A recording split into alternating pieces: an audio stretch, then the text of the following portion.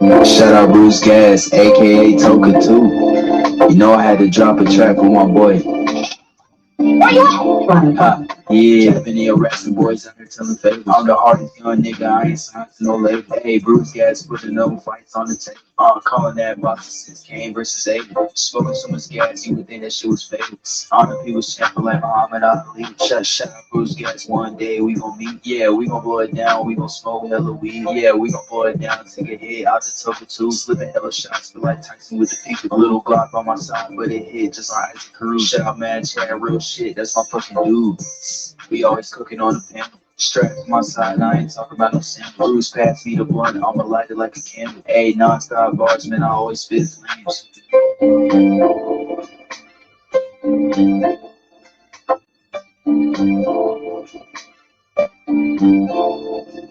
Feel like Bruce Gas always got a different strain. Bitch, you ain't like me, you can never feel my pain. You win and you lose, well, this a fight game. Don't beef on the net and the shit won't change. Said that on the stream, gotta do it for the game. Said that on the stream, gotta do it for the chat.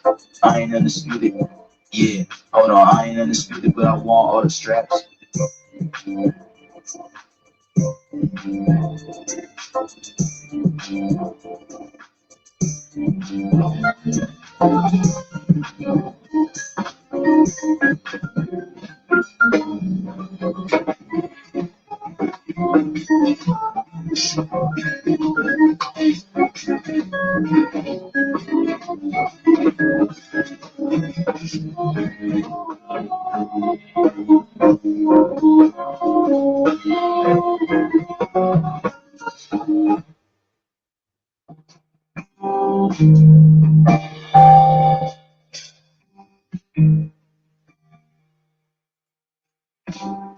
Salute. Let me focus my eyeballs in here, man. Slap that head a little bit. Slap that head to the side just a bit here, man. I'm in a fog, if you know what I mean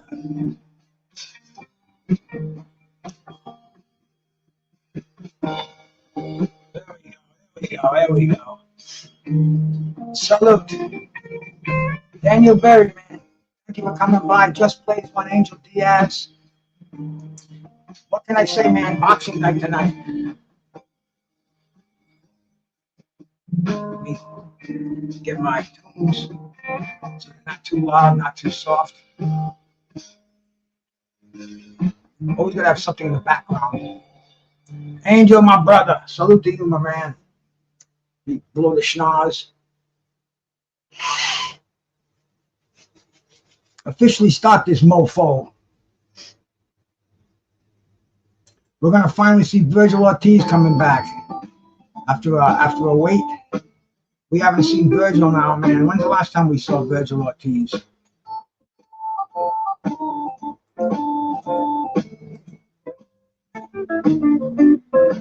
We saw him against Thomas Delorme, and that was in April.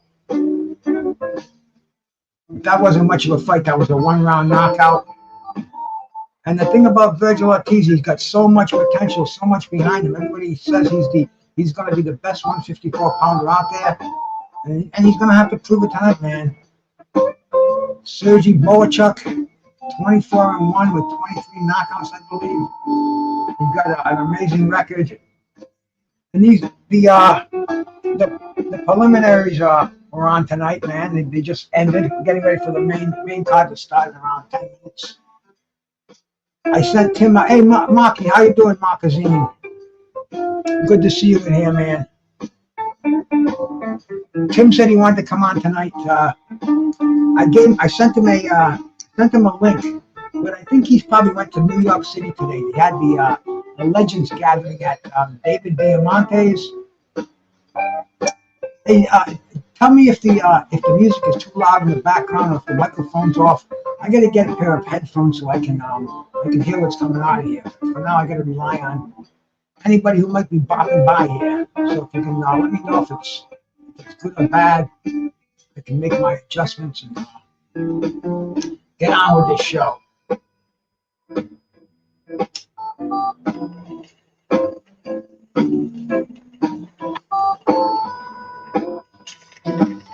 You know, I heard the weirdest thing today. And I want to shout out to my brother, Main Man. Box Rec is no longer recognizing the WBA. It's like it never existed, man. I guess because Turkey Al Sheikh had some bad feelings and went back and forth. I don't know, man. I don't know who would do this, but one of the best independent rating organizations out there. Thank you, Angel.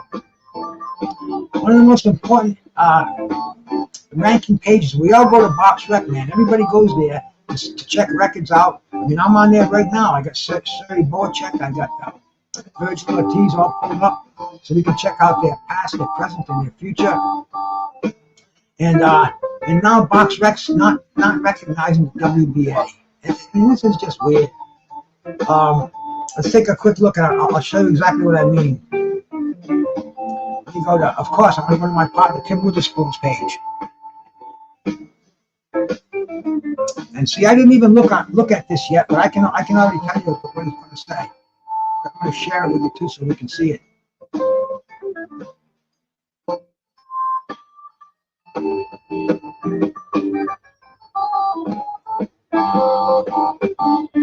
Okay, man. See this? There's Tim's record. And Tim held the WBA heavyweight title. He won it from Tony Tubbs. Look, I hope you can see that. Make it a little bit bigger. See, it says.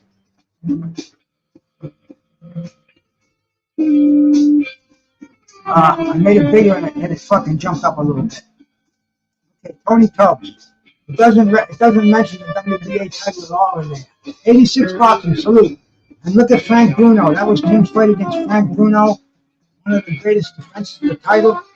Box Recs acted like it never even happened. I mean, they're acknowledging the fight, but they're not acknowledging the WBA anymore, which is so weird. I mean, if you're going to beef with these people, I mean, print it, let us know, but don't act like they don't exist, because that's a huge title.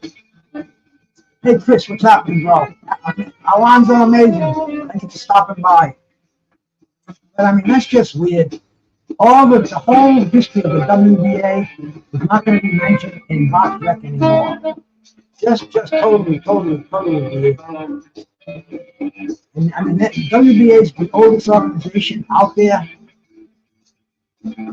This is just bizarre news right here. It makes absolutely no sense. Journalists are supposed to be independent. They're not fanboys of organizations, one or the other. But this is just weird. And after that, he lost the title to Bone Crusher Smith. That's when Tim took that strong dive. No mention of the WBA title. In fact, let's go through the entire ratings here. And see how they have the of course my favorite heavyweights. They've got Usyk, but see they don't have the WBC or the IBF, and now they definitely don't have the WBA. But that's weird. Is that a good thing, a bad thing, or do you think that just get them out of our minds and get them out of the history of boxing, according to Box Rec? You think that's going to make any difference in the big scheme, scheme of things? I do not know, but it's just another one of the bizarre things that's happening in boxing this year. This year's been the weirdest year. Just had the Olympics, Olympic gold medalist. We had that woman who failed her gender test. Just weird stuff. It's supposed to be the last year of boxing in the Olympics. A year ago, the 154-pound division was solid. Jamel Charlo was the undisputed champion of that division. Now it's in shambles.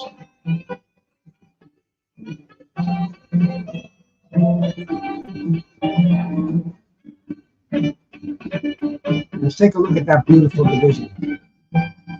Super welterweight, 154. Box Rec, where I still go to, they have Terrence Crawford at the top of that division, which he should be. I mean, he came up, he beat Madrimov convincingly, I thought. Hey, my brother Norris of Lockley, man, salute my man. Go sub to Norris and Roxy. This guy puts on some great shows. You want to be entertained, mentally intrigued. Go check out Norris and Roxy. Good dude across the pond. These boxers too, so don't give them any shit because they put them gloves on and slap the shit out of you. Definitely. Technique Q, salute my man. Thank you for stopping by. I appreciate you cats coming in here, man, on a Saturday night. Fight night. You know, passing through. Make sure you hit that thumbs up button. I think the reason why is because you get more exposure. You don't get the shadow bans. You get a lot of people that watch you. You get put on different pages, and you know, hey, the more eyes on me, the better I like it. You know, I like to be kind of the open book over here, man. I don't want to say the wrong thing. I want to have fact checkers out there, so I watch what I say what I watch. And smoking on right now. Let's see, I'm hitting on some. What did I put on there? That's pink runts.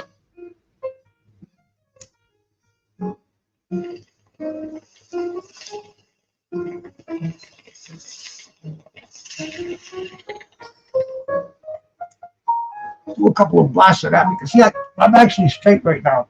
This is one of the rare times you'll ever see me on YouTube with only a very, very little buzz on.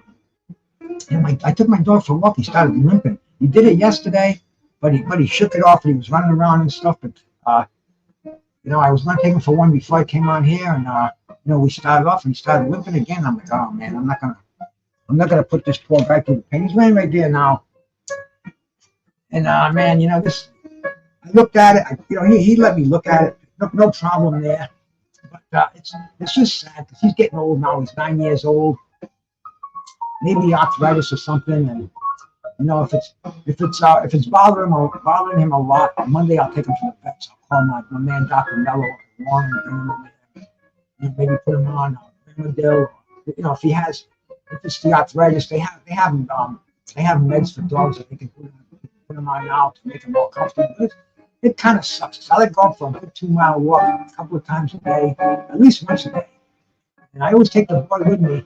And man, you know, I hope this is just a temporary thing, man. Because it's one of the sad realities of life. You know, things break down as you get older. You gotta take care. Which reminds me, taking care of ourselves, man. I have to take my PM supplements. I keep them in my little old man container here. I just filled it today, as a matter of fact. This being Saturday PM, it's got a little mouse trap thing on there. There are four pills I take in the PM, about 6 or 7 I take in the AM. I take the OsteoBiflex. It's a good joint supplement. It's got turmeric in there. It's got Boswellia and cosamine. Pop that in there. I take flaxseed oil. That's an essential fatty acid. It's an omega-3. I think this is an anabolic supplement too. Flaxseed oil has been one of my favorites for years.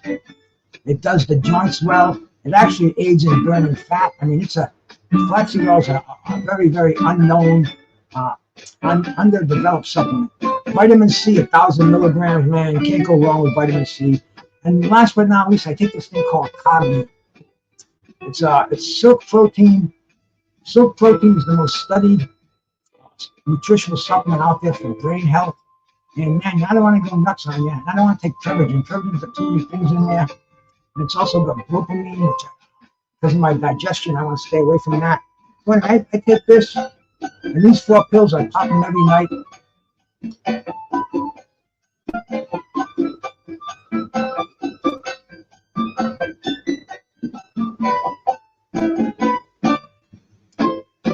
And try to stay healthy. Most important thing in the world, man. If you ain't got your health, you don't have anything. At any age, if you're not feeling up to it, if you're not feeling good, if you got some kind of illness, it sucks, man. Preventive medicine is the only thing I can say, because you know things are gonna happen, shit's gonna happen, but just don't give that environment. Just don't give them that environment. Eat healthy, exercise, drink a lot of water, get plenty of rest. What else can I say? You know, all these things they help our immune system, and I see a lot of people, man, especially at my age, they have a rough year, and man, and it just kind of it stacks up and stacks up, and it all kind of goes down to what they've been eating, what they've been doing with their lives. I mean, we're our own best physician, and we have to make sure we take care of ourselves. Nobody else is going to do it. That's just a bit of advice. That's kind of the way I live my life.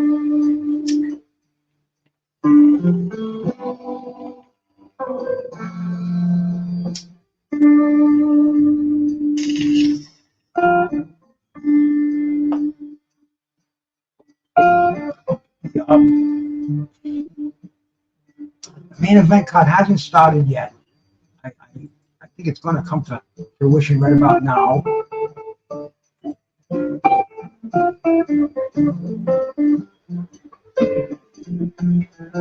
See, there actually is other boxing on tonight too, man. We've got the Luis Alberto Lopez and Angelo Leo featherweight title fight happening on the same site that I'm watching we're getting ready to watch the Ortiz fight. I actually blew a socket in my house today. I had to go down and flip. I got the air conditioner on. I shut it off now. I just got the fan on. I had the air conditioner, fan, a bunch of extra lights. It's real hot out there. And I'm sitting there, all of a sudden, boop! The fucking internet goes down. And first time that's happened in a long time. But see, when they have two fights on here, it just drives me nuts going back and forth. So I'm going to stick with the Ortiz fight tonight.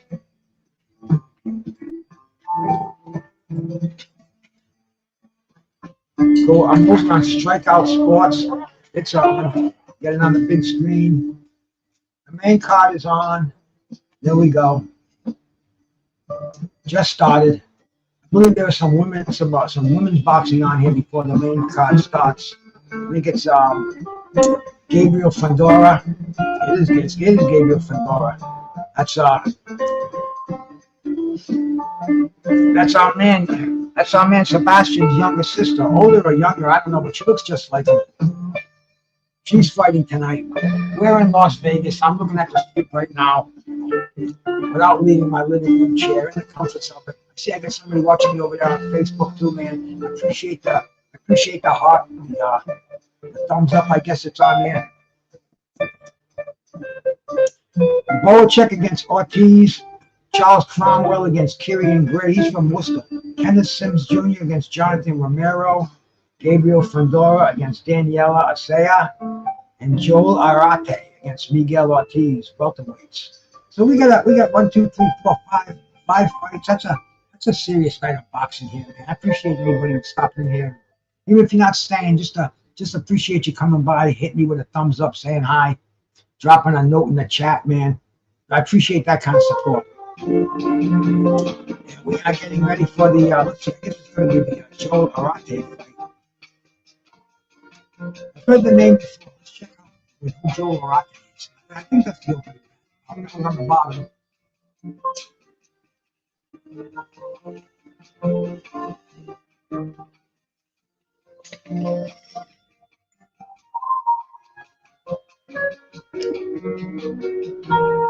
Getting in a fine frame of mind for Saturday night, man. Wow, look at that. Look out in the sun today. Look at some burning shit. I'm dark up top and I'm right underneath. Wow, I got the truck is tan. The arms I got the cutoff foot on, so I guess, yeah, you can see it too, man. I got the freaking truck is tan on the arms too. Fuck. I gotta get out there more with less clothes on, but being as old as I am, I don't want to walk around the neighborhood naked. With my Speedos on, I want to call the fucking cops. So, it is what it is.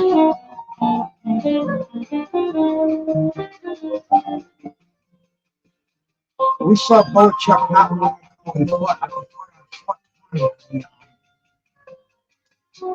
On the Ryan Garcia and the Devin Haney card.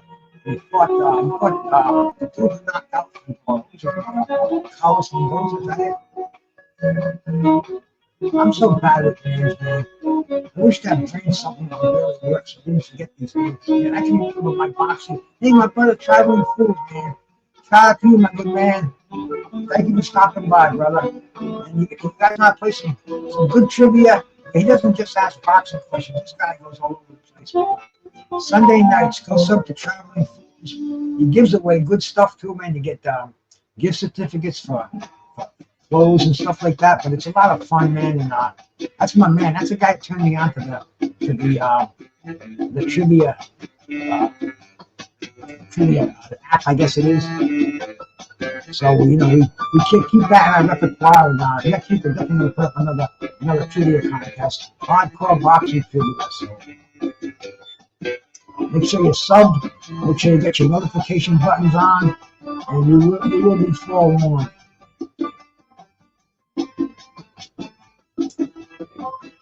Bohachuk from the Ukraine, living in Florida, living in California. But man, when we saw him, he just put a total boxing lesson on Mendoza.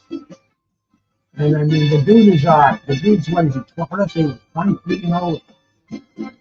He's got one loss in all his victories except one have come by knockouts. So this is going to be a serious war right here. This is the kind of fights I like to see. You don't want to leave it in the judge's hands. Vergil Ortiz with that rhabdomyosis, man, the freaking digestive disease that he has, that's taking the muscle, rhabdomyosis. So many different diseases we're finding out in this day and age too, man. It's unbelievable. You go to a doctor's visit now and they do all these crazy tests. It's almost like you're playing electronic games and Bento Duran, I guess he's getting ready to announce the opening bout on here. Now we'll do some background research on the fighters as they're going in there. We'll keep you up to date on their previous records and who they've beaten or who've beaten them. I wish we could turn the fight on too, man. But hey, this is YouTube. I guess we're lucky we can do this. One more token to talk to. One thing I don't want to do is doing my hits while a round is going on. I did that once. It was a knockout. I almost blew I hit everything over the keyboards, all over my bed. Oh, good Lord, I would have stumped it right now.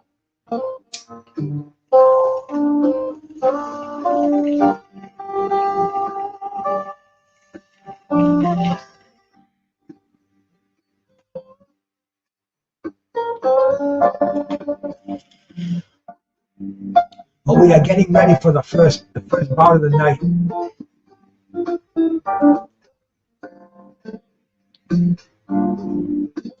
Those top rank gals in there too, man. I mean the golden boy. The golden boy has got his women.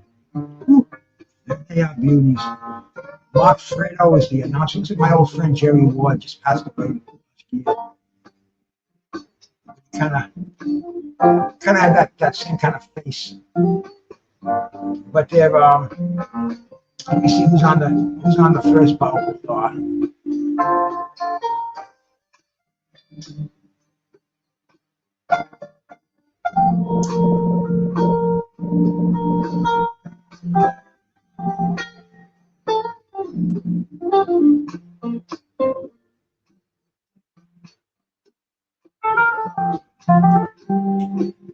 You know what I could do too? I could see when I put the volume on. That's when I always get whacked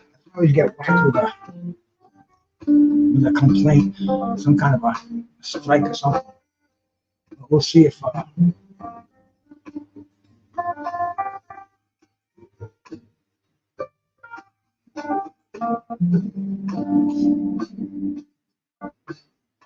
Miguel Ortiz. I don't know. This is a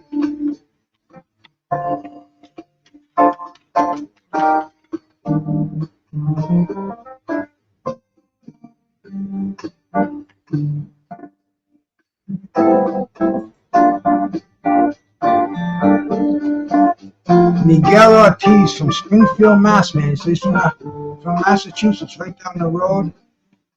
And Joel Arate,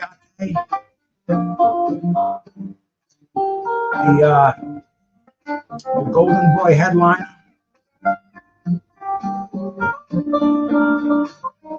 So this look This is going to be an interesting fight. You got a one of the Golden Boys, up and comers, and Arate.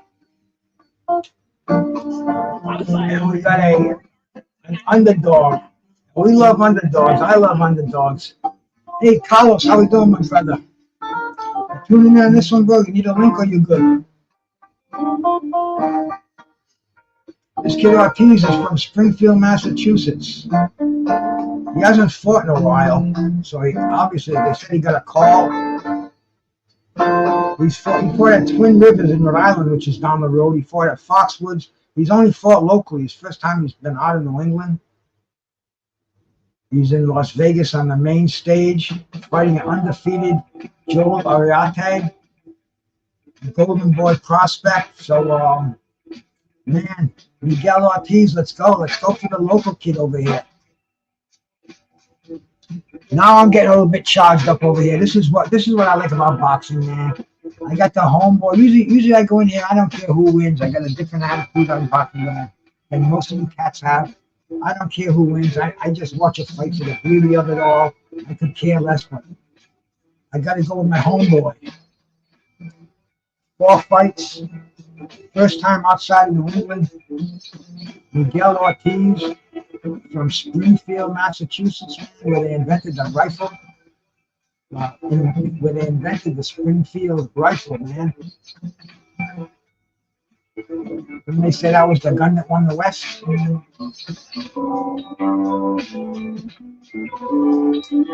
in Las Vegas. I think I'm going to go to Vegas pretty soon. You know, I'm going to take the old lady out there for a fight weekend and just get a good vacation. Referee Mike Ortega. Names don't ring a bell to me, but I can see the dude. He looks like Chief J. Strongbow. I don't see him before.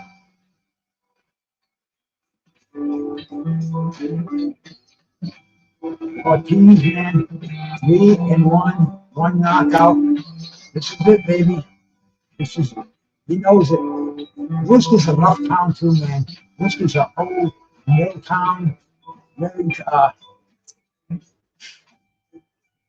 it's a tough city. It kind of got a little bit reinvented. The fucking Red Sox used to be in Rhode Island. AAA Red Sox farm team. They moved to Worcester, so gave them a little bit of.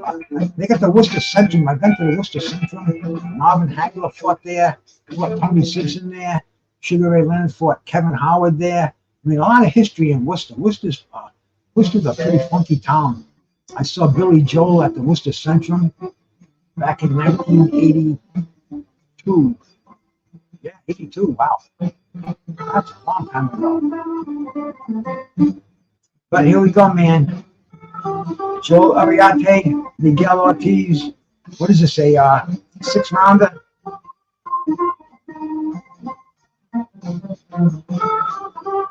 The first bout on the main card. It's coming in perfect too, man. See, I'm not gonna put both cards on. That drives me crazy watching one fight. My brother L Dub, man. Lawrence Williams. He can do that. I can't do it. But here we go for the start of the fight. Arate and Ortiz. Arate's already got him in the corner. Throwing overhand rights. Going to the body, shooting out his jab.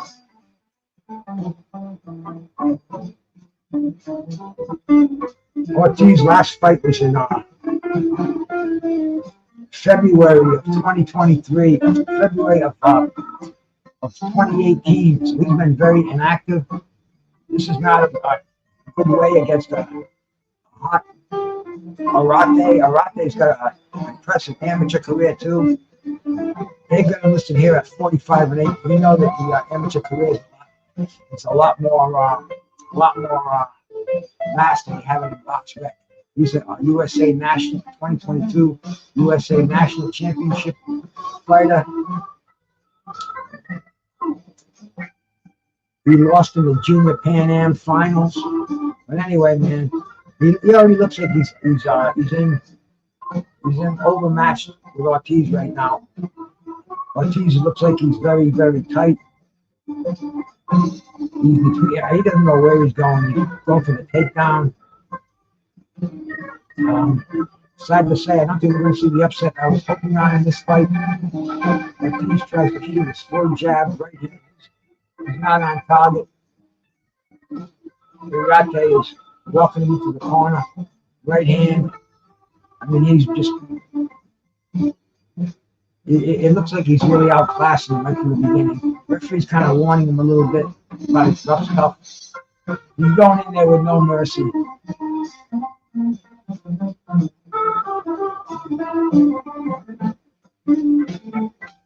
He's got him in the corner once again. Ortiz gets out of the corner. Arate is standing in front of him with his hands up. Nails him with a left hook, right hand. He's got him against the ropes. He's unloading combinations. Ortiz, the fight's over, 1 round. Too bad. Joel Arate keeps his undefeated streak alive. That makes him 4-0, 4 knockouts. Ortiz back to Worcester.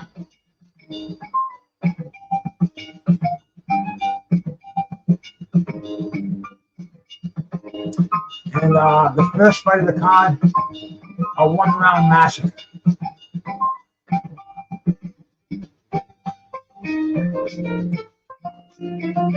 Joel Arate did what he was supposed to do. Came on there with a guy who's been out of boxing for several years. Showed he had no place in the ring. Knocked him out quickly in the first round. We'll see who's in the next. This is the next contest. I guess that's to just kind of warm up the crowd a little bit. My hand must have heard me talking about it. It took off. You know, I got a nice joint that I rolled today too. I got these cones. I bought these cones the other day. I couldn't get them in Rhode Island. I couldn't find them. They're these raw. And you buy pre-rolls and stuff, and you kind of know what I'm talking about, right there.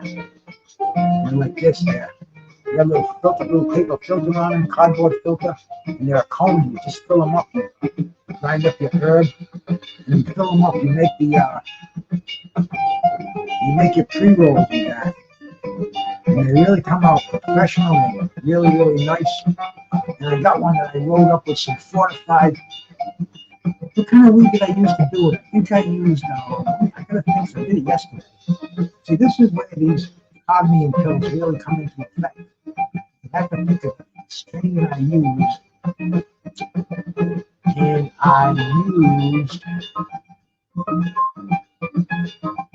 I used the indica, it was in the morning, and it was the Hindu Kush. But anyway, I have a nice little, it comes with this too, which I've had tons of these. You buy your pre-roll, get these, give them a little squeeze, they pop open, and there you go. Look at that little jewel that I rolled up. That's probably about a gram of weed in there. Really nice. I may just like that later to enjoy the festivities here. So I don't feel like getting up and heating a bong, but the buzz is coming. The buzz is coming on from the bongs that I've been doing. And there's a couple of nice tips in the tray, so we'll concentrate on those for a while. Feeling good over here, man. Boxing is happening right before our very eyes. Serhii Sheik, I don't know why people are all over this case. I mean, this guy's new to boxing. So he doesn't always do the right thing, and everybody says, he's fucking up, he's destroying boxing, let him stay over there. People are starting to find all these, they're making all these innuendos out of, they supply ISIS, and they do this, and they're terrorists. Man, this, I want to see the boxing, I want to see the fights. Politics, keep that to yourselves. Boxing is full of saints and sinners. And I think Serhii Sheik fits in there nicely. Once he gets his act together as far as promoting the fight goes. In fact, I think this is, I think he's promoting this fight we're watching right now. I think he's got something to do with it right now. I could be wrong, which I probably am. In fact, they're in Vegas right now. This is Vegas Hall of Fame weekend, too. So there's this is a good weekend to be in Vegas. I think if I had in hindsight, if I wanted to make a weekend trip, this would have been the one to do it. That Vegas is full of legends out there. It's not like the International Boxing Hall of Fame in New York, but Vegas is pretty big. It's getting pretty well recognized. Yeah, see this song on that. This is a little too mainstream shit for me. I gotta find something that I can play and not get in trouble. Oh yeah, I can do my blues. I haven't done the blues in a while. There we go. Come on, guys. There we go. Hey, my brother Paul Driscoll from Facebook. Salute, man. Good to see you here. Thank you much for coming in, brother. Hope you're watching the fight tonight. I mean, what else are we going to watch? Oh, my family's not on anymore. Mary Tyler Moore's long gone. Saturday nights is boxing night. Man, I was looking at my, run through, what the hell was it? Oh yeah, Box Rec. I was looking at Box Rec today. And they always put stuff in there that they think you're going to buy. And they put a freaking Rolex in there. I look at Rolexes a lot anyway. I just fantasize. I remember the day of my Rolex many years ago, and anyway, I often think about it. I saw one in there today. Sucker was $98,000. 98 grand for a fucking Rolex. Wow, I think that's the I heard Floyd's got some $1 million watches and stuff, but the $100,000 Rolex, and it looked like one that somebody would just buy and wear, not something you put away and take it out on special occasions. But yeah, man, it's out there. It's got the phenomenal stuff on there. It's got the different time, date, 3 different dials in there, but $100,000 Rolex just out there on the page. Yeah, pick it up if you got the extra dough laying around. But people do, man. It's amazing. My neighborhood is turned hipster. It's a lot of these hipsters. They got awesome cars, awesome houses. They must have awesome jobs. A lot of them, I don't even see the cars leaving the houses. So must be doing a lot of. They must have to do a lot of work at home. But man, times sure haven't changed.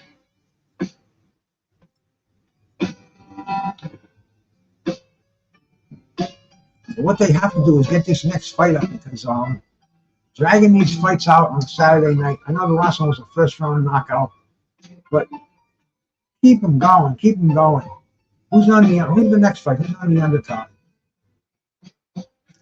They're probably gonna put Fandora, Gabriela Fandora as the co-main event, because she's pretty popular. Just the fact that she looks like her brother, fights like a. I was reading one of the internet publications today, and Fandora is going to put the word out to fight Bud Crawford. He's got 2 belts, right? Yeah, he's got 2 belts now. I think he's going to get stripped of 1. Or he was for fighting Errol Spence. But now he's putting his hat in there in the Crawford sweepstakes, which that's great money for him. Crawford would be a fool not to take it. That's 2 more belts if he wants to become undisputed, and that would really be something. 4 division undisputed. Yeah, the Fandora fight's on next. I thought they were going to hold that one off. She's taking on this 33-year-old Asano, Mexican, is she? I don't know, 5'1" against 5'9", and Serhii weighs more than Fandora. Fandora weighs 111 pounds, but this is women's boxing. It's not my thing, but the more I watch it, the more I'm kind of, when I see the best women boxers, because there's so many of them, they're so subpar, and when I see the slaughters, like the Amanda Serrano slaughter we saw, fucking the heavyweight fight, who the hell was it? Clarissa Shields knocking out that heavyweight in the second round or the first round or something. It was pitiful, and I hope this one's not like that too, because it's hard to get competitive women's fights. That's why I don't watch it, man. I don't like to see women get beat down.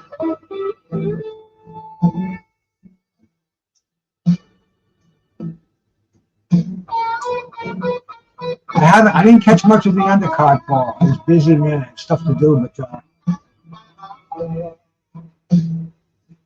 I gotta say one thing, Turkey Al-Sheikh, he's keeping these other promoters on their toes because they know that this guy's gonna throw together amazing cards. So they have to put together amazing cards. They don't want to be known as the B promoters.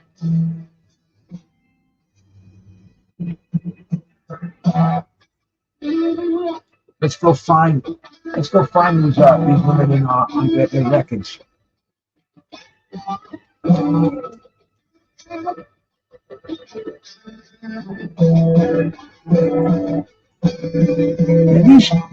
These fucking computers are so smart. You just have to type 3 words in there and you already know what you're looking for. Gabriel Fandora, 13-0 with 6 knockouts. He's the IBF World Flyweight Champion. Ranked 2nd in the world as a flyweight, 1st in the United States. I don't know who's ranked ahead of her or behind her, but this woman she's fighting, Daniel Serhii from Chile.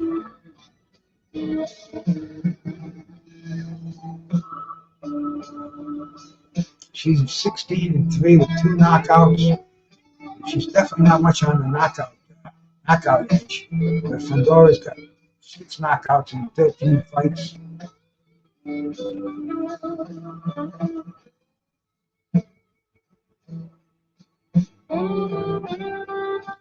Fandora being walked to the ring, her brother. You can't see his face, but you know the tall guy holding the belt up is his brother. Sebastian, for sure. I wouldn't go out on a limb and say, yep, that's him.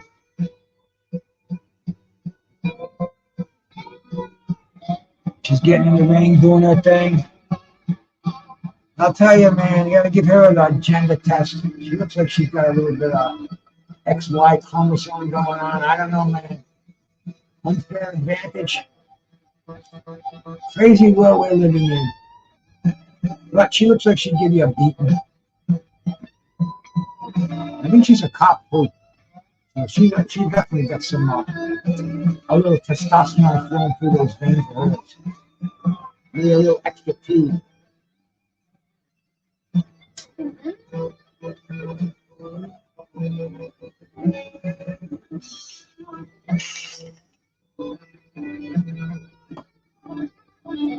Let's see anybody on her record, any women on there jump out on us. I know Christina Cruz, that's who she won the title from. No, I'm sorry, she won the title from Ari Muccino. Now, none of these, nobody on here I've ever heard of. I've only heard of the best in the women's boxing. Let's see what Daniela has on her record. You can jump up on us.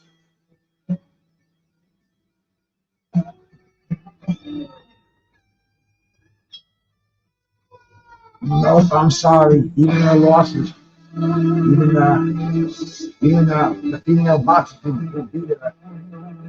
I don't see a Katie Taylor or somebody with the names that I know of jumping out at me. So we'll see. Is this going to be a mismatch too? Is Gabriel Fandora just going to walk right through her and knock her out? I don't know, man. I don't know. Let's watch it and see. Getting ready to start. They've got a record on here at 15-3-3 with 2 knockouts. Box Rec has her at 16-3-3. So I think she'd rather be 16-3-3. Maybe she will be. Maybe that's eerie. Maybe that's the future. Maybe I have the page. Box Rec, they put the results on real fast. One thing I will say about them, but Gabriella looks badass. She looks like she got them bony arms. Her brother is famous for his elbows. Look what he did to fucking Tim Zhu. You don't think she's got that elbow, that Tennessee to her? And she shoots that freaking right hand, man, to follow through with a little bit of that bone, a little bit of bust through the fucking through the freaking eye, bust through that thin skin. So she's a world champ. Her brother's a world champ. How many brothers and sisters are world champs? Be a good question, man.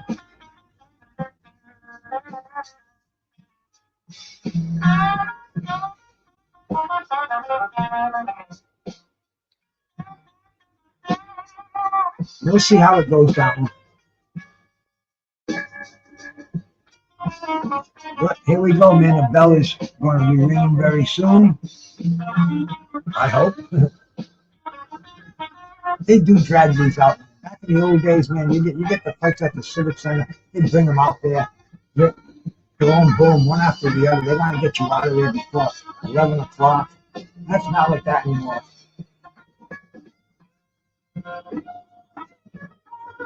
Two-minute rounds, too. The women boxing, the Olympic women boxing, 3-minute rounds. The professional is 2-minute rounds.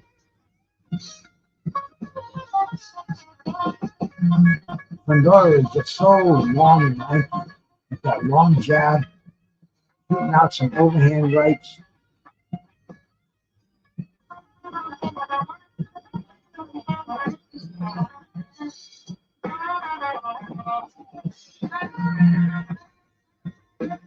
Fandora, the southpaw.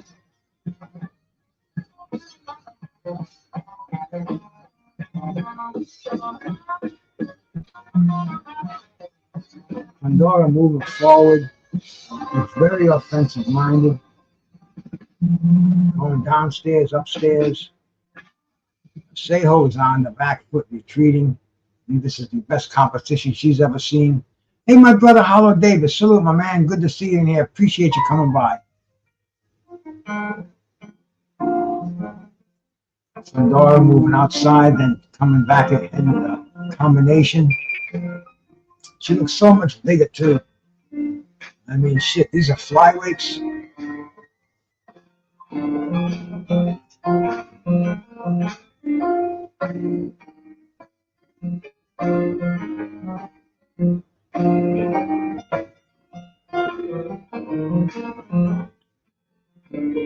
Did a boom pop out?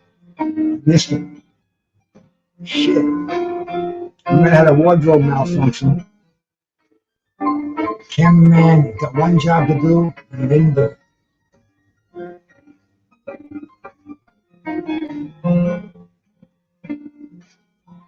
End of the round. Fandora definitely took that round easily.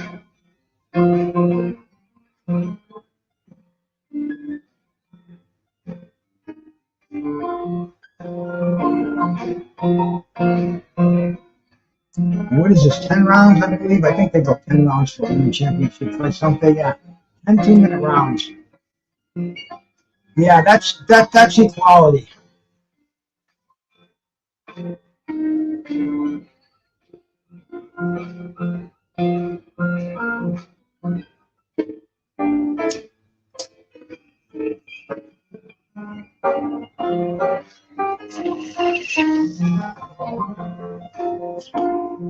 Will hit me 4 rounds. Oh,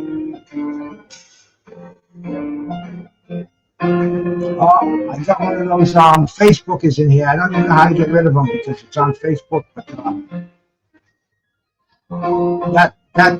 you can drop a link, I guess, because there ain't nothing I can do about it. Just like what Facebook. I don't even give a fuck. Give me a time, I draw. Salute, man. Salute. Nobody here can see it. But I just want to show them. Just in fact, I think I've seen your name in here before too. So, Facebook friends list. Thank you for your view. Please go to YouTube and give me a sub. That's what we're trying to do, man. I lost about 5 subs last week. Fandora is cornering this little girl from Chile.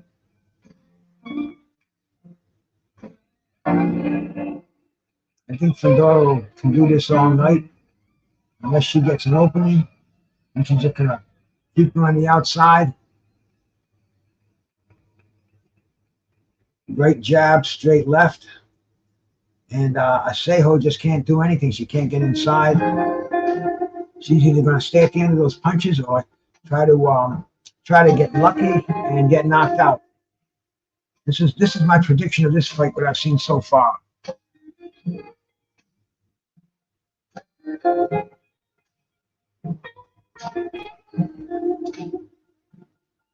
This pink wrench is kicking in nicely too. This is the second out of 5 fights. Got a good long night of boxing in here. Oh, Fandora just got in with a straight right hand, straight left. Over. I guess it would be a straight left.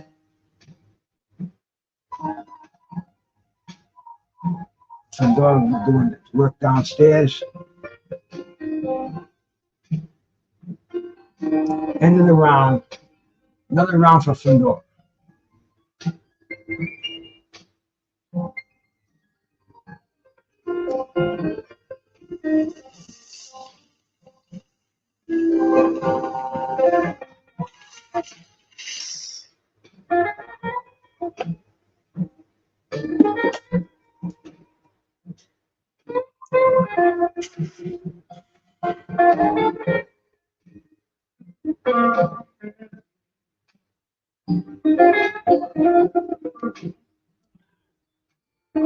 Water tastes so good. Excuse me.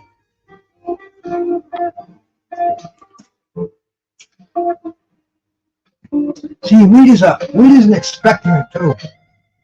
Spitting is a good thing. You want to get everything. You want to get all that congestion out of you. You don't want to keep it in you. And I find that cannabis is an expectorant. If you don't know what that means, look that up.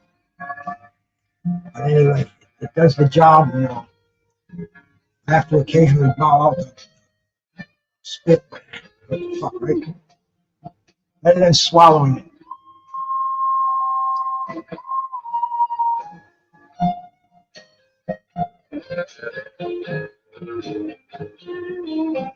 Once again, looking back at the fight right now, Fandora is doing the stalking.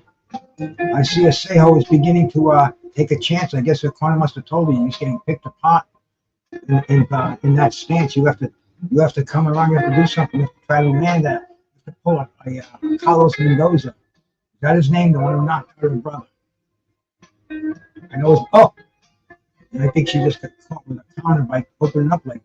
But she has no choice because she just becomes a punching bag. Oh, she just got hit with a big freaking left hand. Straight left, she's holding on. Fandora shooting that right jab out there, keeping that left hand ready to throw. I was doing a little more side-to-side movement, trying to get inside. But she just can't get inside that reach. Hey, Chris, what's happening, bro?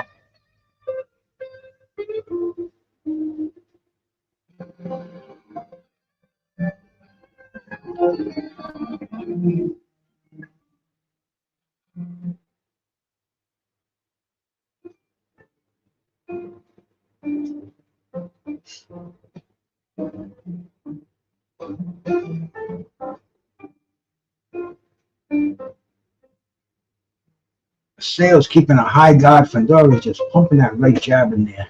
Scoring points. When Sale gets brave, then she gets tagged a little bit more. I've got a comfortable shutout so far for Fandora. Not keeping an official scorecard, but just doing just with the eye test. I think her father is a trainer. Looks like he's barking instructions at her in the corner. They're showing some slow motion now, and yeah, they're showing her getting tagged. They're showing Fandora tagging her opponent as she comes in, tries to get a little brave.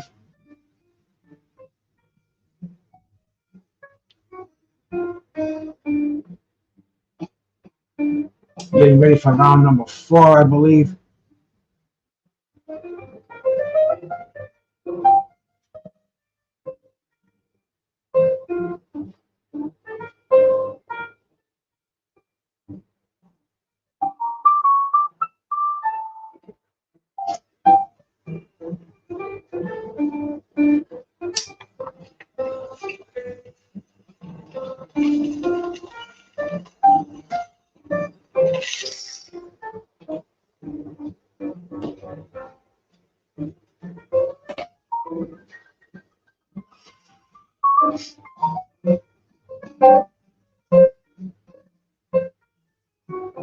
Fandora's got some good upper body movement too. When she throws her punches, you can tell she's putting her leverage in there.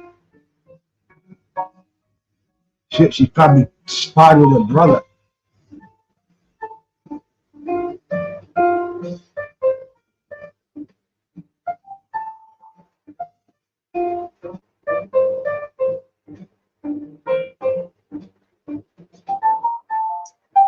Well, I was psyched for the hometown boy until I saw him start to throw punches out there. I say hometown, but Worcester, that's close enough. It's only 45 minutes away when you take the back roads. And yeah, I mean it too. You take the highway, it's going to take an hour to get there. You go by Route 9, I believe it was, man. Right through the cornfields.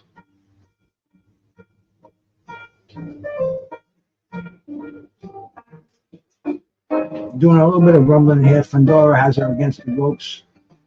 Fandora's doing some holding, but getting away with it, doing some holding and hitting. Big punches. Sending Asano hanging on and holding on for cover. Fandora's pumping out that right jab continuously. And she's, I mean, there was, what's the boxer I'm trying to think of, man? He fought Lennox Lewis, and all he did was hold. Big, I think he was African from England. His name slips me right now. But, it's tough to fight somebody like that. Kind of like when Mike Tyson fought James Smith, Bone Crusher. They called him Bone Clutcher after that. So he just holding on continuously. And he tried to get inside and apply some pressure. He'd be all over you, like a cheap suit.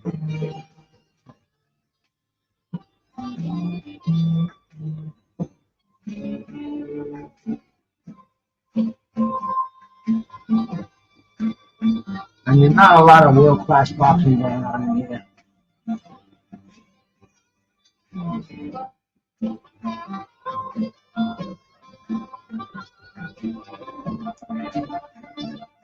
You know, I guess women's boxing just isn't strong enough to hold a card of its own. You have to come on men's cards.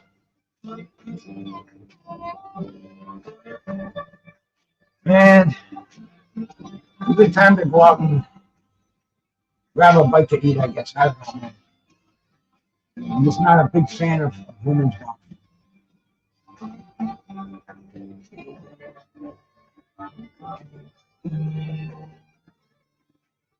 I know it's not a popular opinion to take.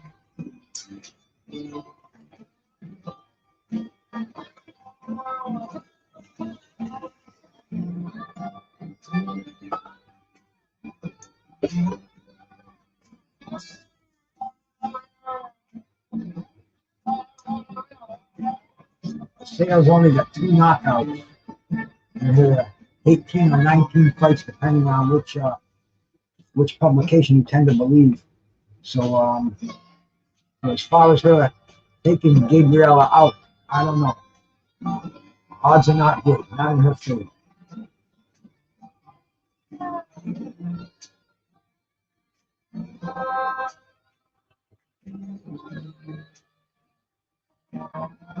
The best bet is to get inside that long reach, and if she does it, you can see that Fandora is throwing the punches over her head and around her. But to get in there, she has to take a couple of jabs and flip the left hand, go inside, boom, and get out. Much easier said than done.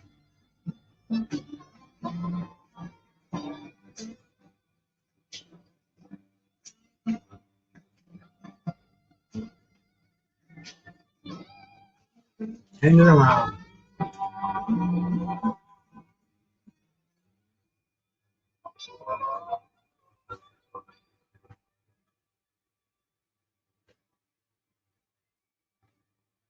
Another round. Where are we at? Mandalay Bay? Yep, Mandalay Bay. Last time I was in Vegas, man, I think I went to Mandalay Bay like 3 times. I was there for 4 days. They got a nice gym there. I worked out there. I hung out in the bar there, gambled over there. Nice hotel. I was staying at the Flamingo, across from Caesar's Palace. Mandalay Bay was a friend of mine worked there, and I remember it well. They don't hold a lot of boxing there anymore. They don't host a lot of fights like they were when they first opened up. It's good to see them back in action.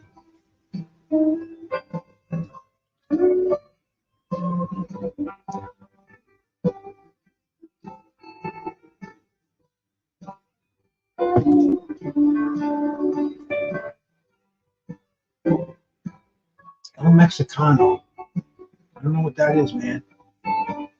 Yeah, Riyadh season. Riyadh is sponsoring this fight. So Turkey Al Sheikh has got some. He's got some dough behind him. But El Mexicano. What is that? Is that some Mexican sable?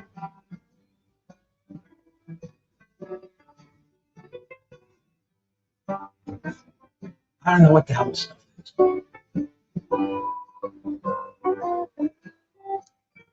Of course, Bet Online is one of the biggest sponsors of fights. It's all internet gambling. Amazing how money millionaires are made with that platform. Man, it used to be I'd have to call the bookie to place a bet back in the day, and no credit card needed. But you sure as hell paid up, and they always paid you. Never a problem. You won. I think it was Thursdays. Thursdays was collection day, and Fridays was payout. So it was way different than today. Gambling was illegal. Weed was illegal. Shit. This is the Wild Wild West.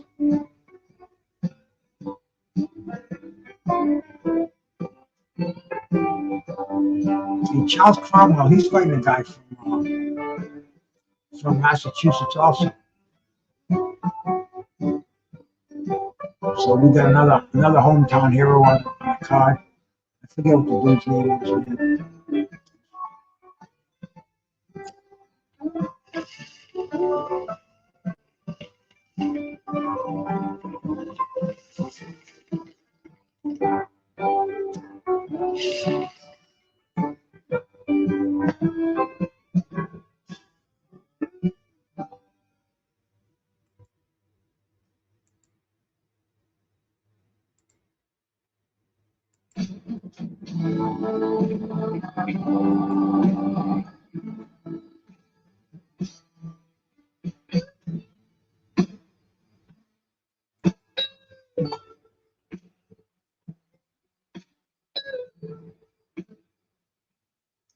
Gary Gray. That's the guy that Charles Cromwell's fighting. That's probably the co-main. He's from Worcester, Mass. Once again, same town that first dude Ortiz was from.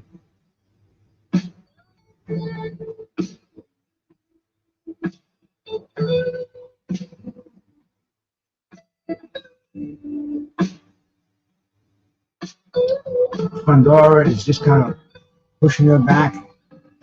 Every once in a while, a Serhii will come in with a combination downstairs. But Fandora is just running a real easy, unanimous decision in a fight that's doing nothing for me.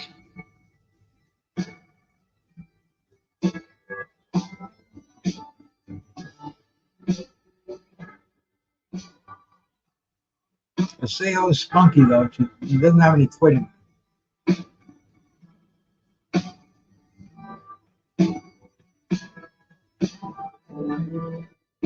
It'll be a long flight back to Chile.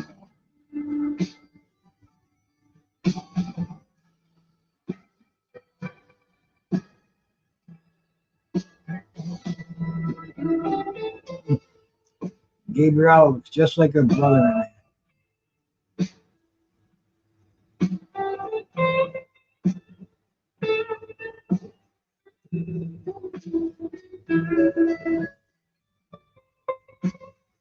I can feel the coolness in the air. It's been real muggy. Feel a little cool breeze coming off the water. Nice. Definitely appreciate it. No, good straight left by Fandora at the end of a 3-punch combo. End of the round. Gotta be almost over. Come on.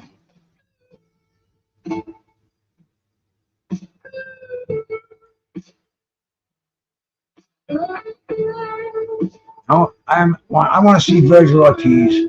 That's the reason I'm here, man. I had big expectations. I said years ago, the fight, the Thomas Hearn, Sugar Ray Leonard fight this millennium will be Vergil Ortiz and Jerron Boots Ennis. I don't hear anybody screaming for that fight, but I still think it's going to happen. I think if they both stay on course, this fight will happen. And Bud, I don't think Bud is going to be a kink in it at all. I think Bud is going to win. I don't think he'll face either one of these guys before they face each other. I just think he has them in their plans.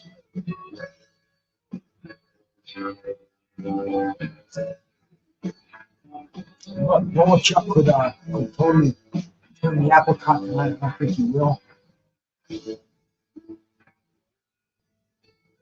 And Ennis, you know, where's he going to go now?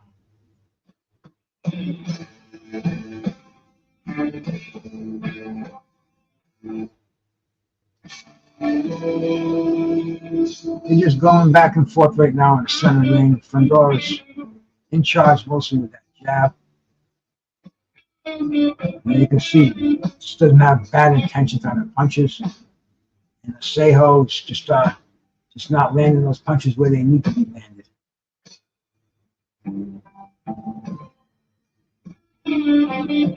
He's more going backwards than showing any form of offense here.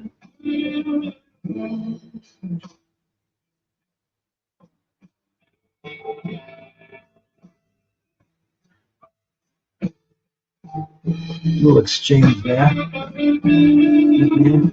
have a little excitement here.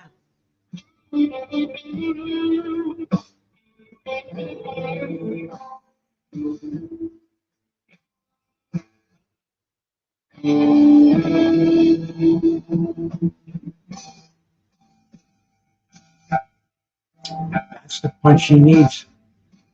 Straight right hand. Stiffen Fandora up, knock her out.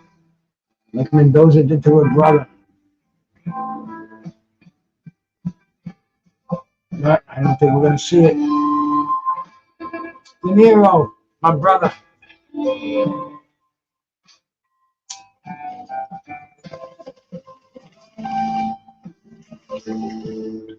We're watching a very underwhelming women championship flyweight IBF on the undercard.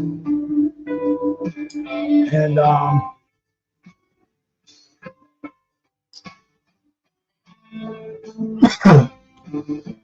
my sister Susanna,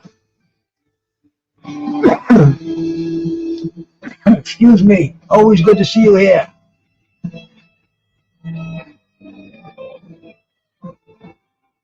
Some hard shots there. I said earlier, man, there was a couple of exchanges in there that made me go, not sustained, not heavy enough hitting. The face of the girl from Chile is her eye looks pretty much blackened.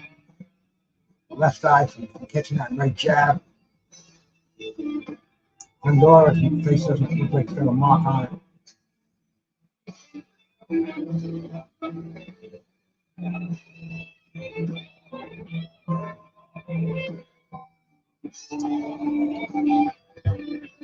think that water glass filled up again today. I think that'll be the 4th refill of it.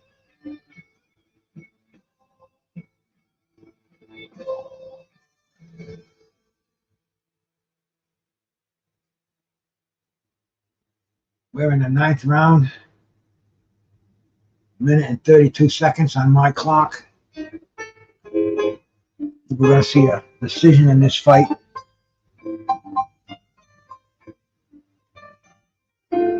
Unanimous decision for Fandora is what I'm guessing.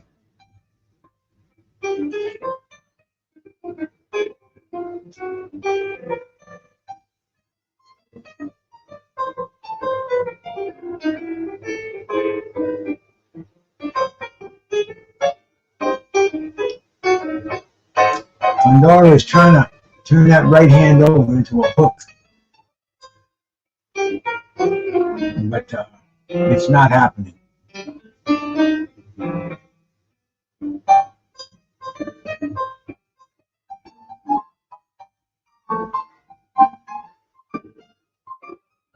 Fandora is trying to unload right now. She wants to impress her fans. She's throwing those rare knockouts in women's boxing.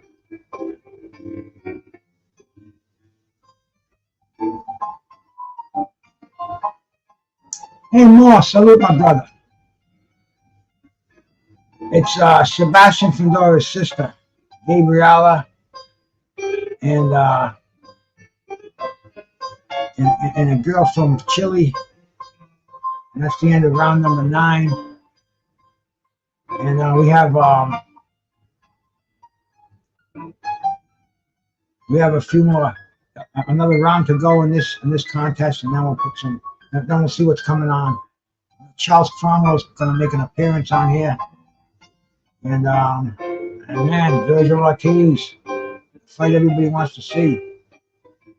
That fight is not going to be short on action. Both of these cats are knockout punchers. So these are the preliminaries. You know, they're on the main card.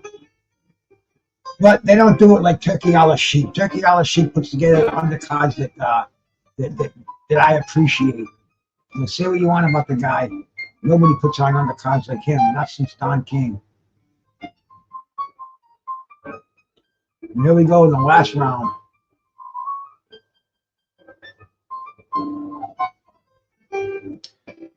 And it's only 9 o'clock, so we'll probably see 3 more fights before the main event.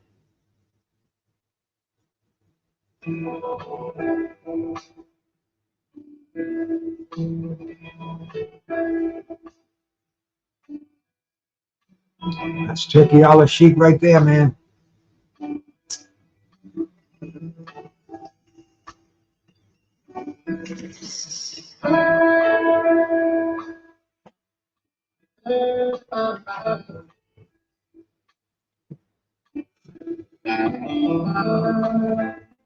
You know what I got today? Green screen. Well, it is a giant green sheet. And I use it, you know, so like when I do my other one, I use the weed background. And I got other backgrounds I can use on here too, but the green screen is key. I was just using a towel before, and it looked real trippy. Looked like you were doing some bad mushrooms watching me. It looks better now. And you'll see, some to the other channel. Cannabis Education and Entertainment TV. I'll make sure I put the link in the bottom.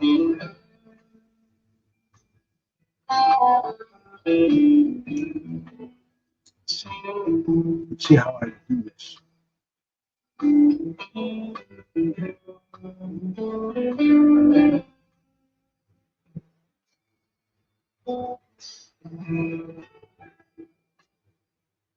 I have to switch accounts. These computers will drive you nuts if you let them, man. Okay, we'll switch accounts. We'll go to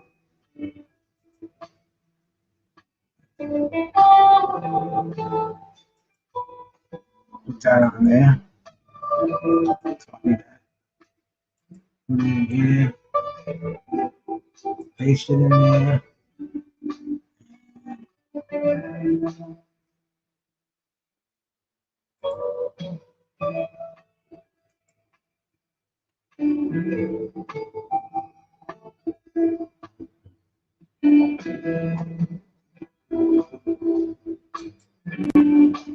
Fandora with a unanimous decision, I'm sure. Cut that down.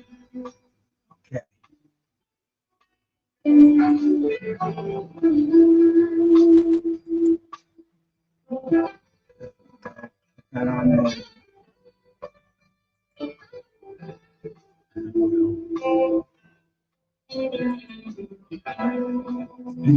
man. See? Do it up like a professional. I get it. I get it. Show our channel up there.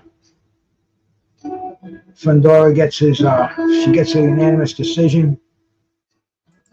And we wait for our next. See who's on the next card. Let me pull up the boxing schedule.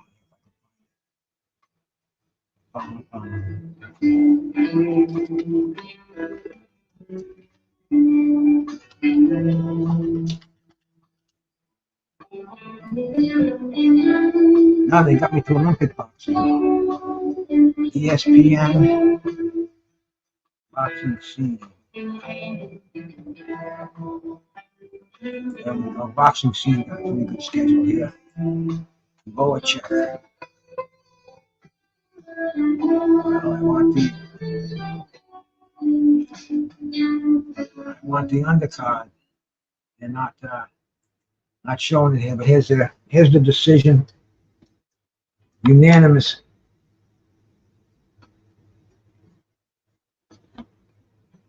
Mr.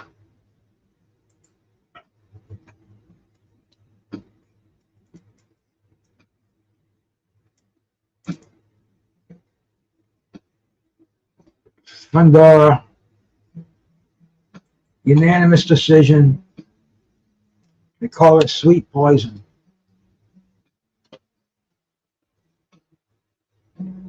What I will do is go and change my bong water, get myself another glass of water, make a bathroom stop, because I'm sure once I make that walk, I will, I'll get the urge. So bear with me for a second. I'll put that on. Be right back.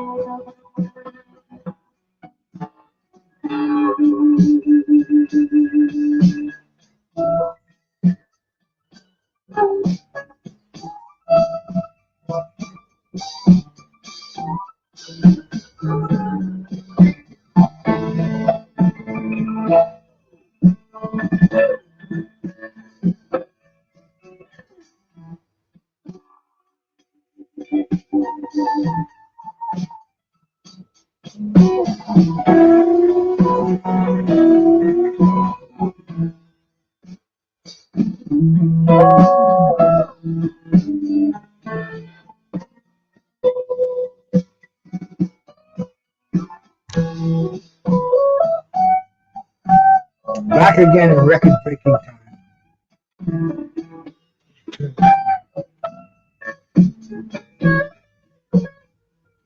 Turn that back into background and resume boxing.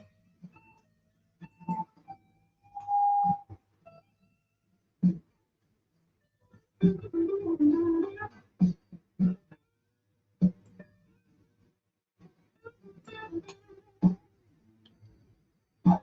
guess we're getting ready. Yeah, we haven't seen we haven't seen Conwell yet. We still have quite a ways to go to the main event. Hey, Dr. Paul, my brother, how you doing, man? Good to see you, bro. Man, it must be late where you're at, about 2 o'clock in the morning, huh? A true diehard boxing fan. But we're looking at Vergil in his dressing room right now. You know what I noticed yesterday, man? He wouldn't shake hands at the weigh-in. There was some bad feelings in there, man.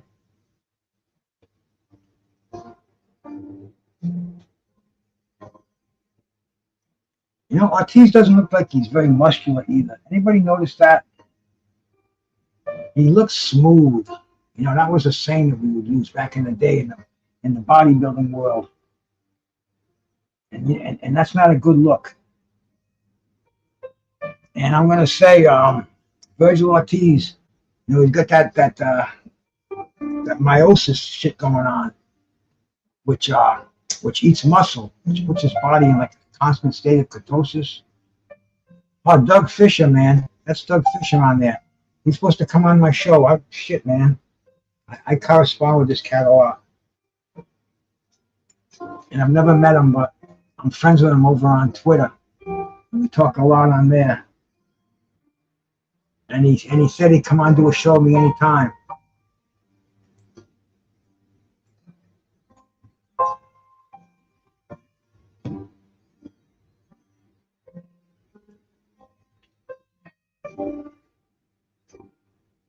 Bohachuk is getting his hands wrapped now.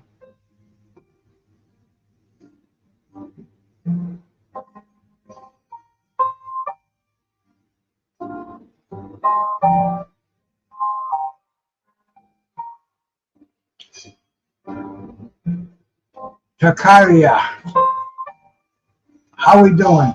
The main event, I'm going to say at least an hour and a half, maybe 2 hours. Make sure you hit the sub button. Appreciate that.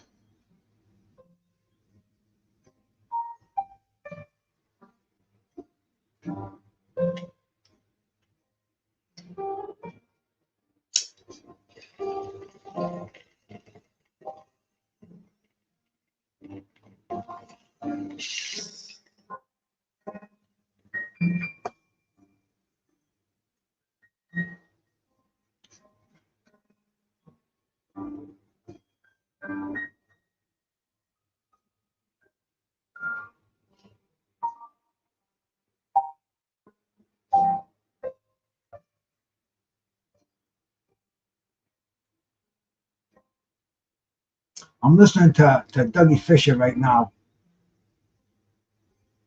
So excuse me for not talking, but like I said, I talk to this guy on Twitter all the time, and he's always commenting on the stuff that I put on there. And I said to him, you want to come on my podcast? And he said, oh, guaranteed.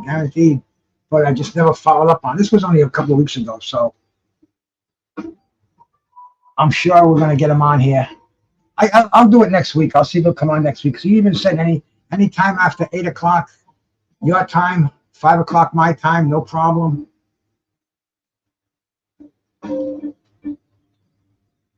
And the Ring magazine, that was my go-to magazine when I was a kid. There's my man rolling with the punches. Salute.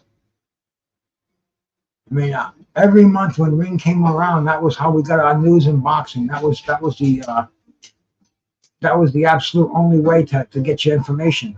And Ring was the king. There was Boxing Illustrated, KO, The Hound.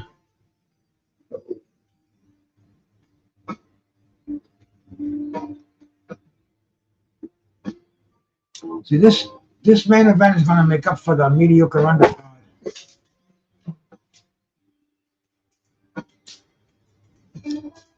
I don't think anybody's coming down here, so I think that dog's just barking at shadows in the yard. He probably, like I said, his paw, he was limping, so I'm kind of worried about him. Who's out there? Come here. Come here.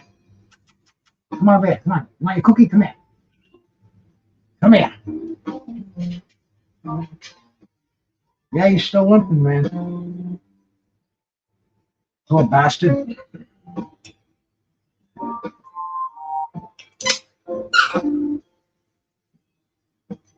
He's limping, but he's grabbing his squeaky toy on the ground.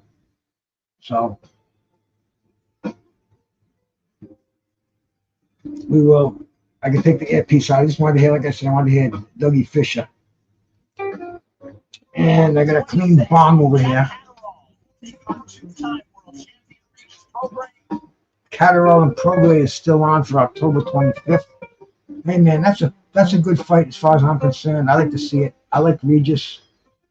I think Catterall will beat him, but interesting fight. Both of these guys have shown flaws in their game, and both of them are at a must-win stage right now. You know, especially at that weight class at 140. 140 is hot. There's tons of money fights there. You just want to keep winning and keep making the dough.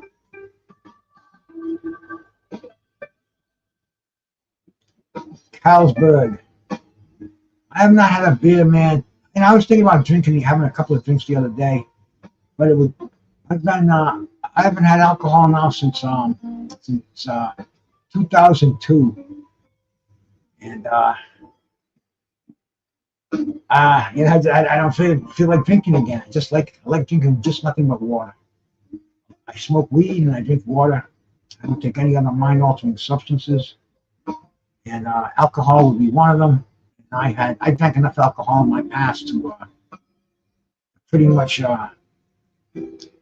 make up for it, man.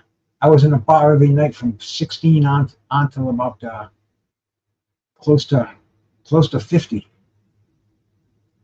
And after that, and there was always wine with dinner at home, 6-pack home after work, of course.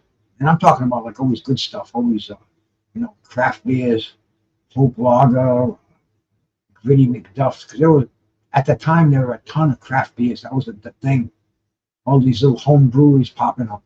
Still kind of is, but I don't miss it anymore. But I was thinking about it the other day. I didn't come close, but just thought about what it would be like to go get myself a fifth.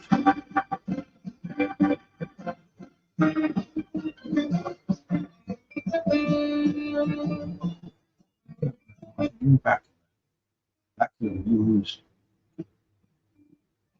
Here we go. Put that back there. And get ready for our next fight to start. Which I don't even know who it is. So let me go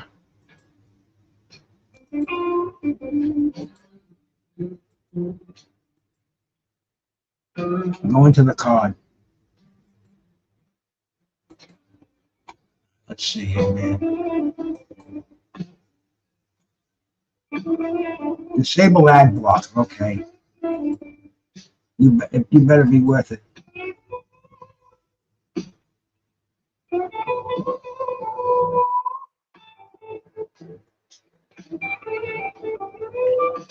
Of course, you disable ad block and all these Visa ads, and you can enable it again. Get this shit up here.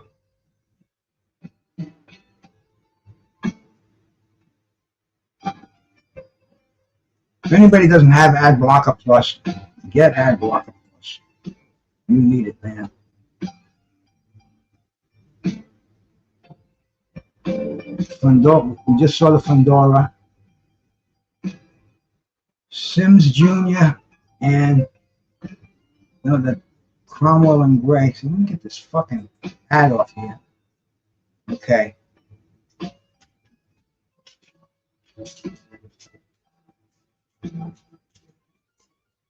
Sims Jr. Who is this? Kenneth Sims Jr., I believe. Fucking all these ads pop up on here, man. It's amazing. They really try to get you. We're doing a pretty good job. But we will back out of that one. Cromwell and Gray. That's the one that's welterweight. The Brackus and Corneo fight has already been on. Sims Jr. and Valteria. Let's see if I can find Valteria in here somewhere. We'll search Google for him.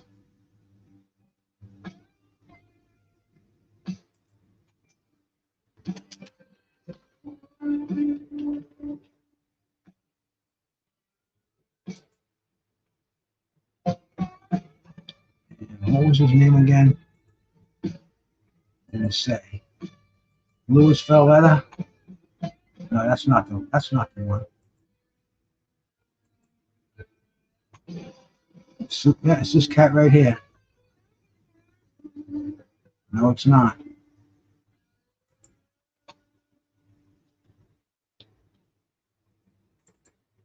And let me refresh my screen here too, because I'm seeing nothing but this.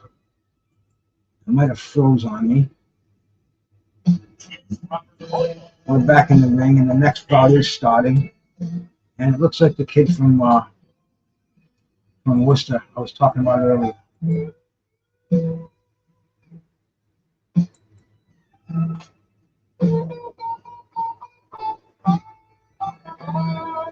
Conwell and Gray. This be the Jonathan Romero. I didn't see him on here. All right, let's see who Jonathan Romero is.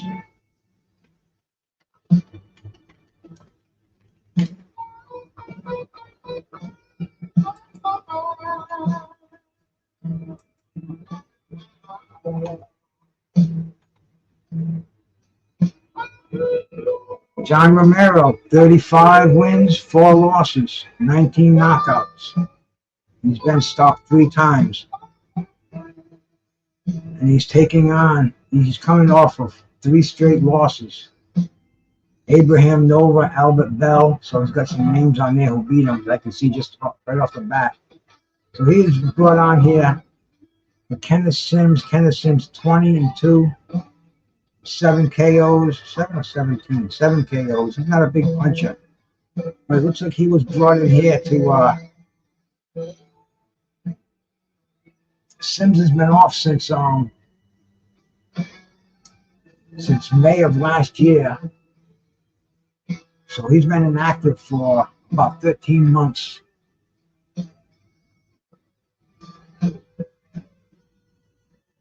Kenneth Sims from Chicago, Illinois, and Jonathan Romero from Henderson, Nevada. So here we go. This is a undercard special over here. Lightweight junior welterweight fight.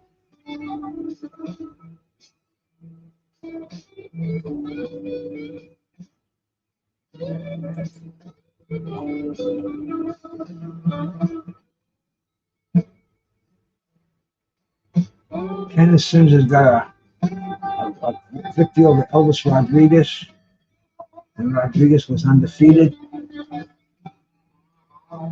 He got a draw with Montana Love.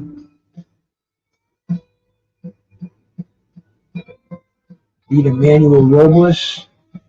So he's got some names on there that we all recognize. Definitely a veteran. Coming in here to give.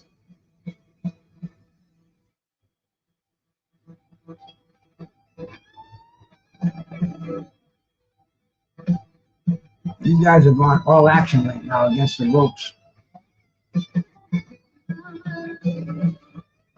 Kenneth Sims is on the offense.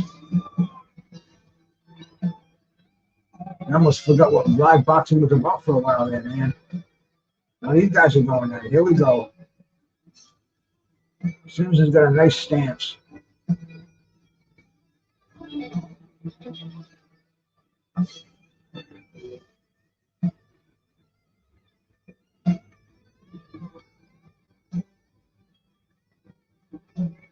Sims has got him in the corner.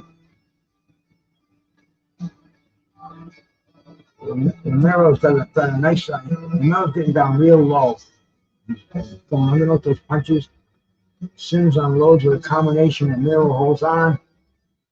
Now these guys are starting to go at it now. Referee really breaking them apart. There was quite a bit of holding there. The referee's going to tell him, when I tell you to break, you break. Serious warning right there.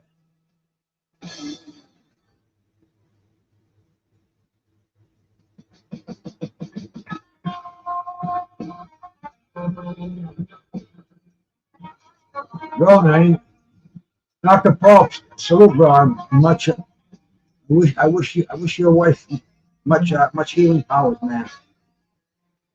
Sorry, I wasn't reading that. I'm trying to watch the fight here, man.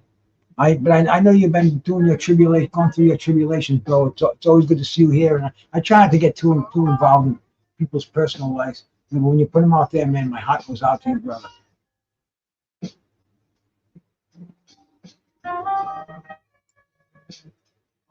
Kenneth Sims doing some nice. First of all, Romero doing a nice little defensive boogaloo there. Kenneth Sims is trying to stalk him down.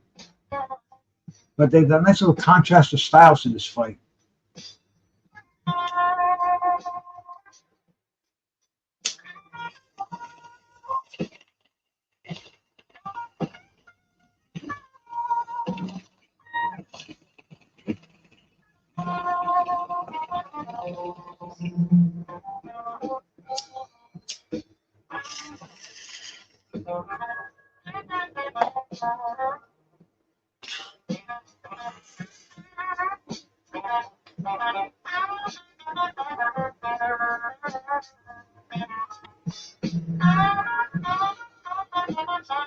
Getting ready for round number 2.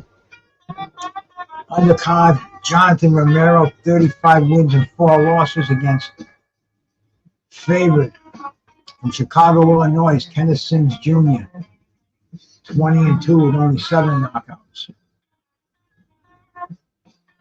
But Sims has been inactive for a while.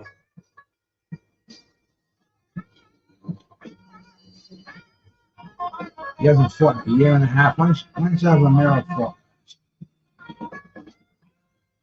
Let's see. He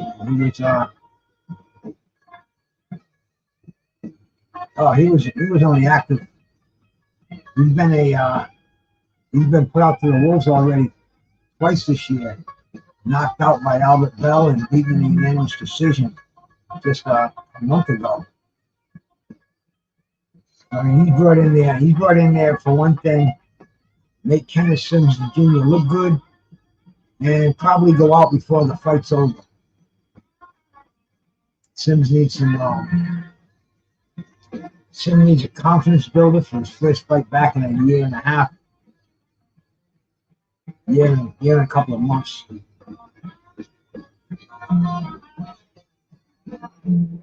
Romero going forward though, man, trying to get through the defense.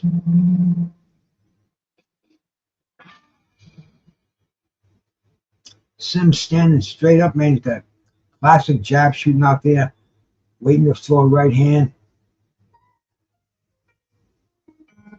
Romero's got some pretty fast hand speed.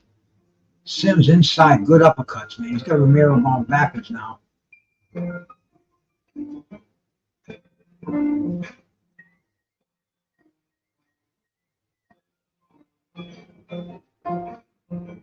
Romero plants his feet, a little bit of offense, straight right hand. Sims exploding to the top. Throws a nice uppercut on the inside. He turns his body, gets all his leverage into it. Nice left hook. Shooting that right hand.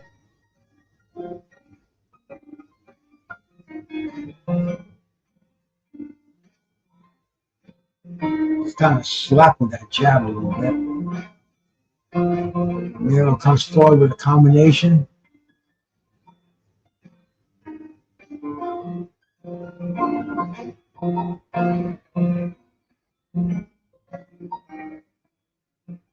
Sims has got him against the rope, starting to open up. They're clinching. She telling him to break, this time to break.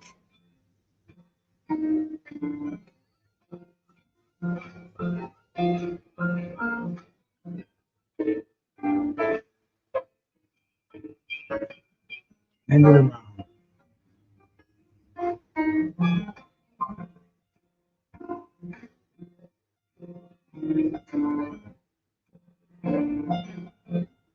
I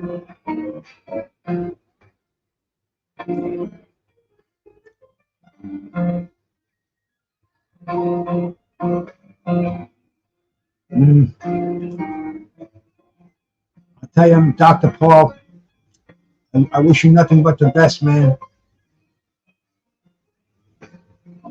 And that's beautiful country, man. You get into the Caribbeans like that. That's oh, what a vacay, what a vacay. And I'm sure you'll get there, my brother.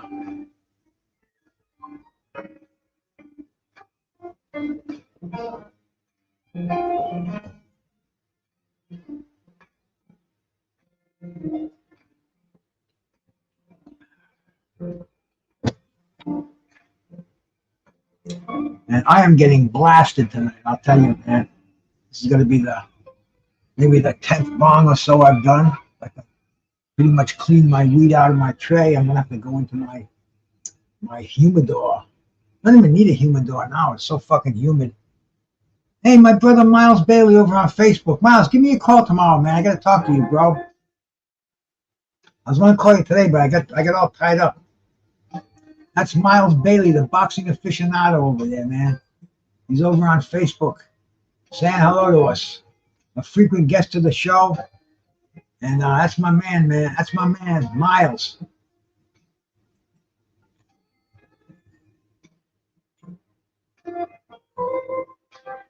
Jeff Sims doing some good work, man. He's got Romero against the ropes. Romero comes blasting out, though. You know, Romero didn't come to lose. He's coming off of 3 losses. He's putting on a good show. He's definitely, good overhand right by Sims. See, Sims is trying to time that right hand now. Sims has got him against the ropes.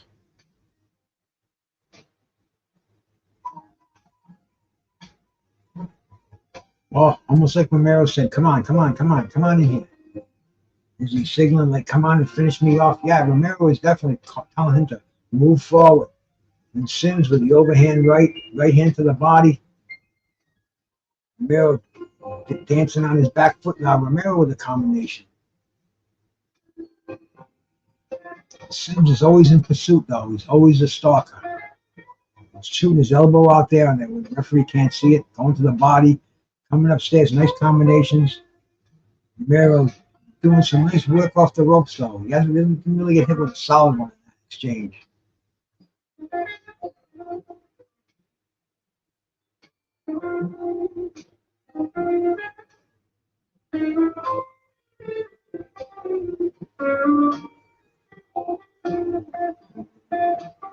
Sims is trying to get him in the corner, but Romero is keeping away from the corner. He's trying to stay off the ropes, and when he gets there, he gets hammered. That's where Sims wants to put him, but Romero's trying to stay in the center ring. Doing a little boogaloo Bobby Watts defense in there now. Hands by his side. Good exchange in the center ring. This is where Romero wants to be. Sims wants to get in a little closer. He wants to keep him back on the ropes. Once again, Sims has got him on the ropes. Sims is starting to unload. Romero doesn't want to be there. Romero covering up. Romero moves back to the ropes, man.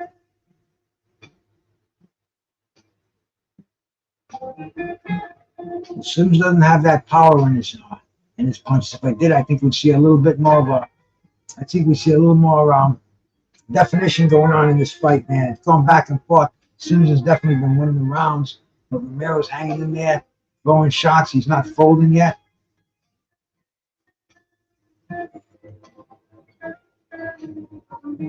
Capricorn, yeah, stubborn for sure, my brother. That next birthday, that's my big one, bro. It's coming up in December. We don't want to think about that one now. Don't tell me to stop in this fight. No. He's not sitting on his stool. He's standing up, man. Romero's, I wasn't paying much attention if he was standing or sitting, but now he's standing up. And they're showing some highlights, some slow motion punches, highlights of the round. Oh, that big overhand right by Sims. He landed 2 of those. It looks like he was going in for the kill. And they just showed them both on slow motion. Yeah.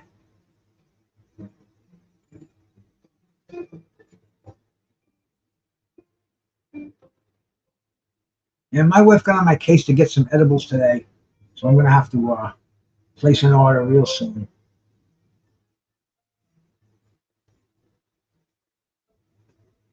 Sims once again. Now Sims has got him in the corner. Romero just is trying to fire up, but Sims is countering him. Romero just spun him around. Now Romero's throwing some shots. And he's telling Sims every time, he's saying, come on, come on, come on. I think he knows the inevitable. I don't know if he wants to make it look good or go out with a bang, but he does not lack heart whatsoever. And this is a guy that's been knocked out. He's been beat twice this year, 3 times in his last 4 fights. This being his 4th. He's coming off a three fight losing streak. And Kenneth Sims Jr. been inactive for the last year and 3 months. Sims is definitely shaking off the ring rust. He's got a veteran, willing veteran. Oh, that big right hand, that just landed nicely. And then the left hook. And Romero says, come on. It's like, this is what he wants. He wants a dog fight. Sims going forward. Sims covers up. I mean, he might be with the Victor Conti snack team. So he's got a little second wing going there. He's in that hyperbaric chamber between training sessions. There goes Sims. Sims is opening up on the body right now. Romero comes right back. Good exchange here. Romero comes out firing. He's got the white gloves up. Sims has got the black gloves, Romero's got the white gloves. You can really see the contrast when they get into an exchange.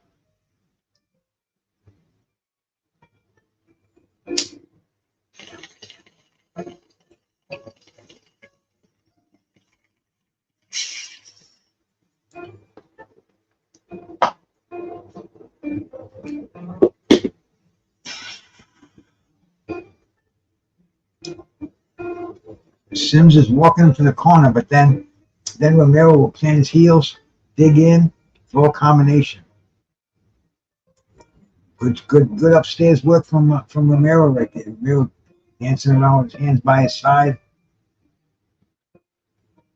staying just out of harm's way.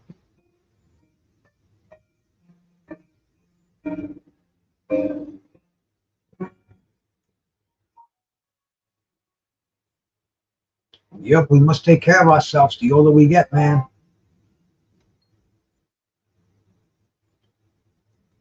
Prayers are very powerful. And age is, hey, you just have to respect it. You know I can't do what I did back then. That includes eat what I did back then. That includes everything else I did back then. So I do things in moderation now, and I enjoy life to the fullest. I'm retired. My wife and I are happy. We eat well. We party well. And that's all I'm going to tell you on that subject. Getting ready to start this round. Here it comes, man. What round are we in right now?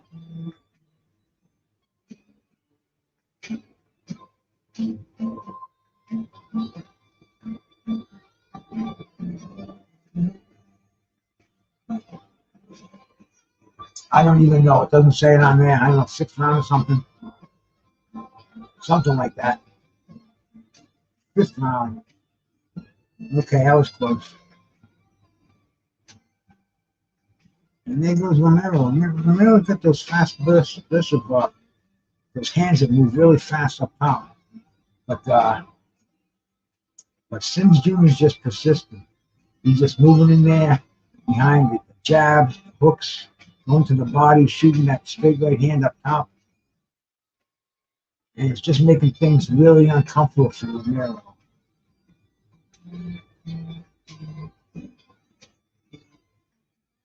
Nice body shot. I think the referee told him to keep it up. Another nice one. Right in the same spot. I think he's trying to get that left hook on the liver.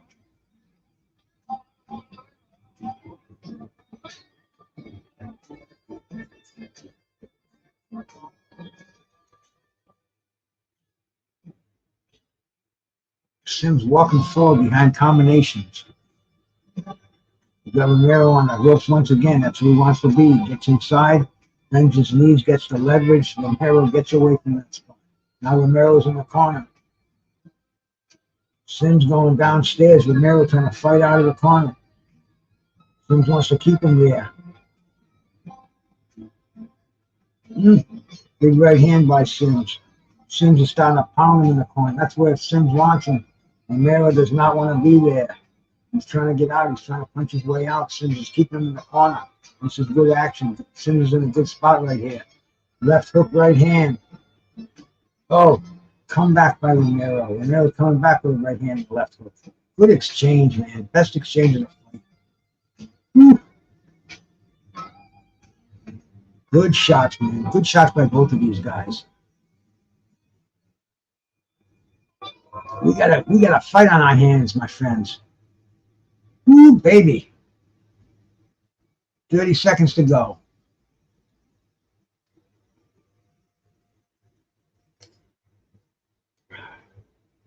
And this water is going down smooth tonight. Like gin.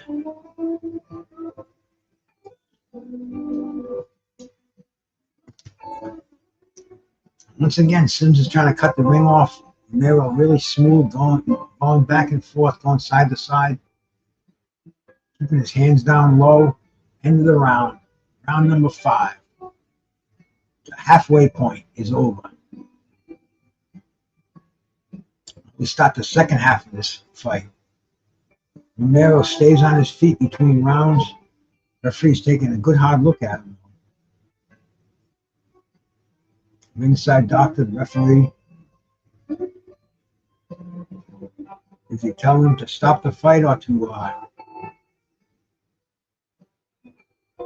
got the commissioner in the ring? That's it. Fight's over. Referee's seen enough. RTD, 5 rounds.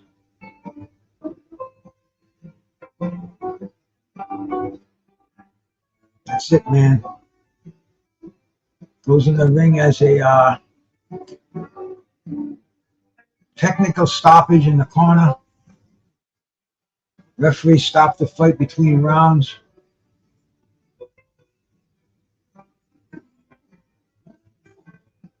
Kenneth Sims back on the winning track. And go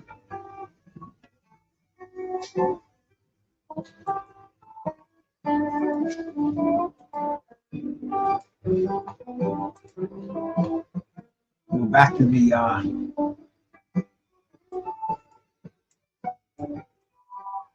see what the next fight's gonna be.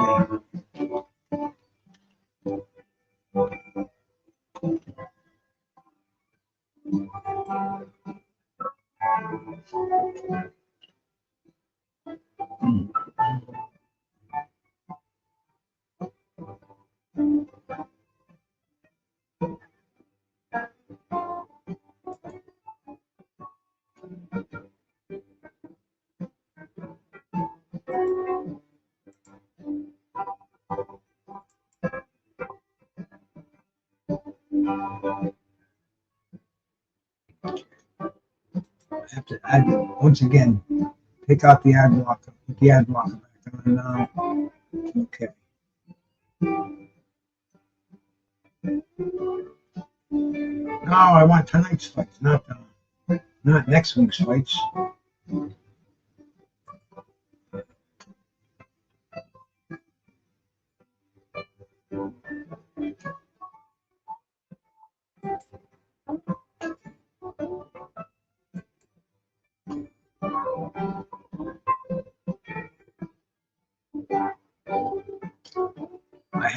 I had it and I lost it.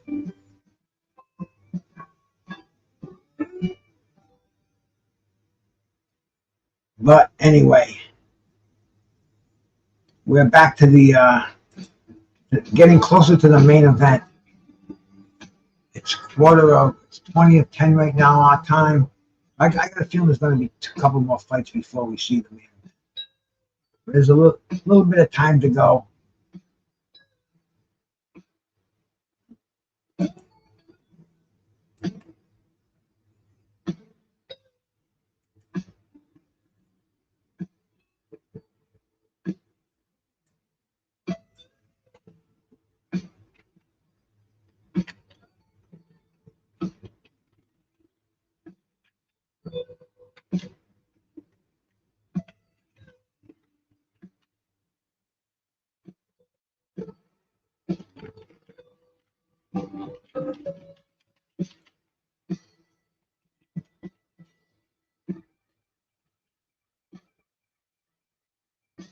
fight time. Let's see if this will get us there. 8 p.m. Now we want the yeah, we know the card started at 8 p.m. I think this is wow. $64.99 for this exciting fight if you were to buy it. No, we want to do it. I want to find the freaking schedule here, man. I want to see what fights are coming up next. You don't want the statistics for this, man.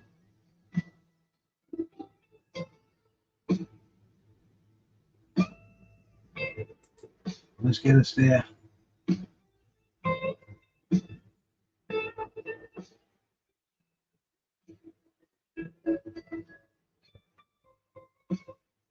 How come I can't find the undercard right now?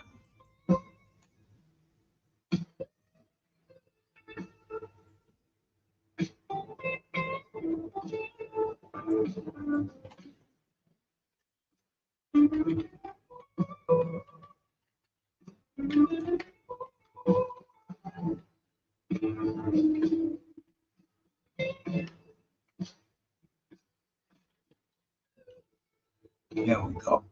Fight card. Let's see if this gets me there.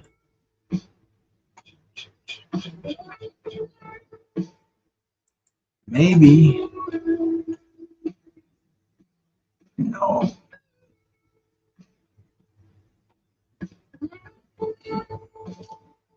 Why can't I just find the undercard? Come on, guys.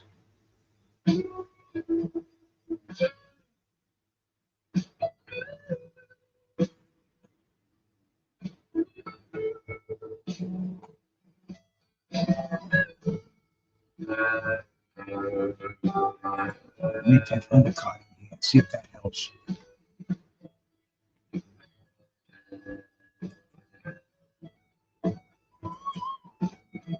No, I don't want it.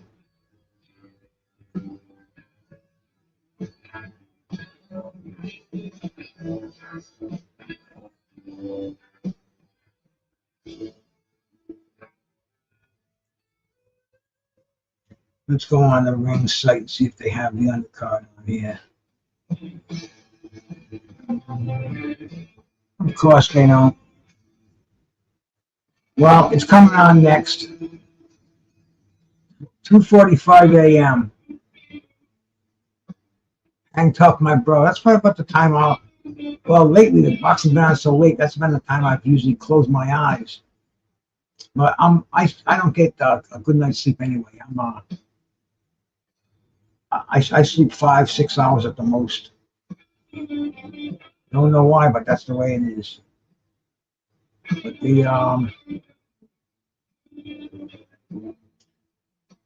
they're doing their photographs in the ring right now, photo ops with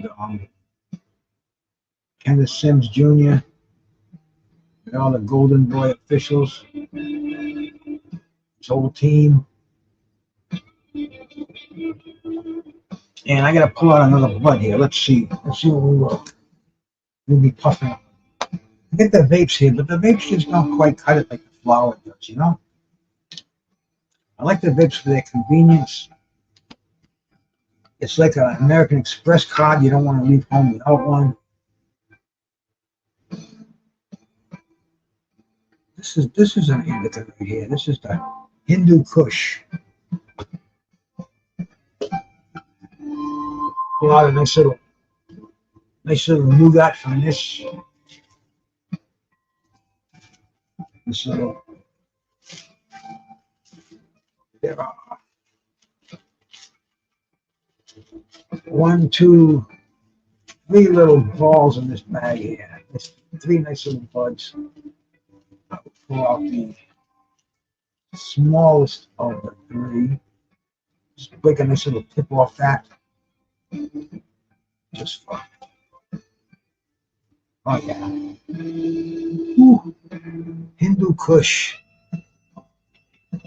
Very pungent.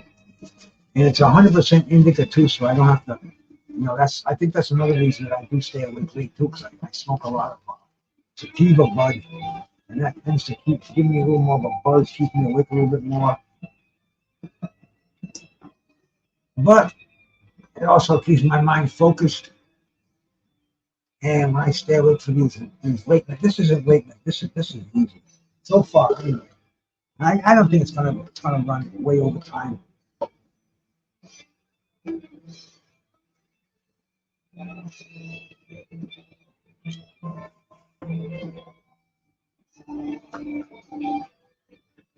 I want to take a look at the other card. They said I wasn't going to do this.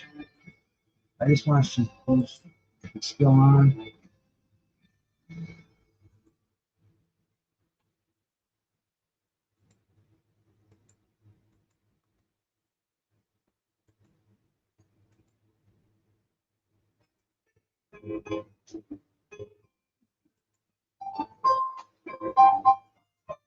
It's on, but on this channel, they kind of got me, so I have to go to another channel. You know how it is when you go to the streaming channels. They try to fish you to another channel, like a gambling channel or something.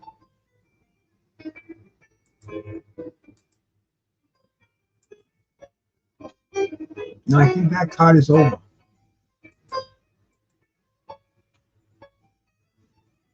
No, it's not over. Maybe I can catch. If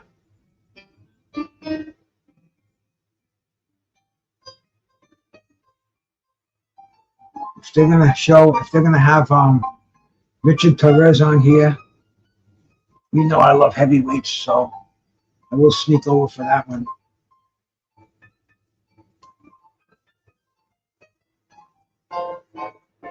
This is the Lopez and Angelo Leo title fight. This is one that I think Skywalker's at this fight. This is from Mexico. I haven't talked to him in about a week, but I'm pretty sure he's at ringside for this.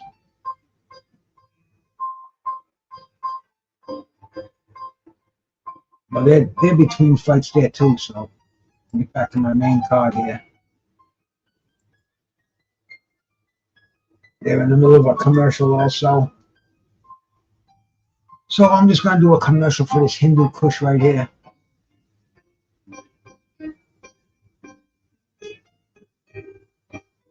Yeah, they're just showing the big fights coming up in Saudi, the Zone. Get the Zone app. Spend all your money on these fights. There's my man Hollow Davis back again. Salute, brother. I don't know what happened to him, but he's been he hasn't been fighting for a while. He's been inactive. I'm sure we'll divulge into that now that he's cracked the YouTube channels over here. Everybody will find out why he hasn't been active. I don't know, man. Maybe he was in jail. Maybe he was in rehab.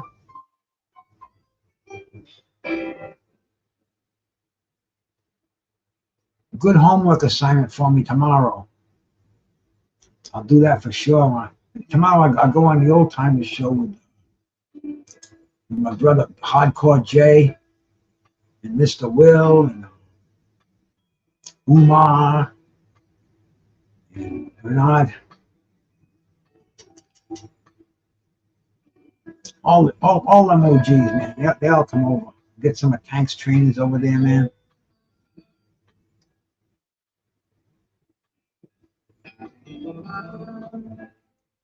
We're already really hyping the Daniel Dubois, Andy Ruiz, Anthony Joshua fight coming up. Does Daniel Dubois get any credit for being the IBF? Even though he's a mail-in champ, might lose his title on his first defense, but that's what Ken Norton did, right?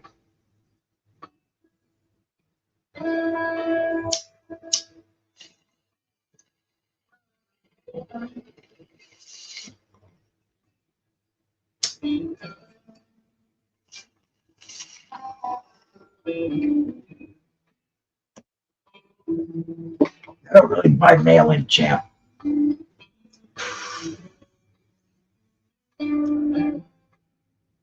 Mayweather Gotti 3. Is that Mayweather Gotti the third? Or is it Mayweather Gotti 3? Because I know they fought once before. turned into a melee. It was funny. When is that? Is that like next week or something? Entertaining as hell. Oh, cool, bro. Cool, man. I don't expect people to hang around here all night like I do, man. I'm out of my fucking mind. Getting more and more like that. But I appreciate that, Howard Davis.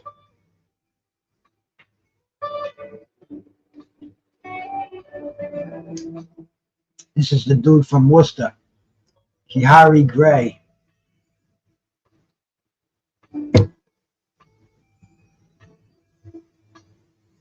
Let's check him out again, man. Let me close some. I got a bunch of pages up in here.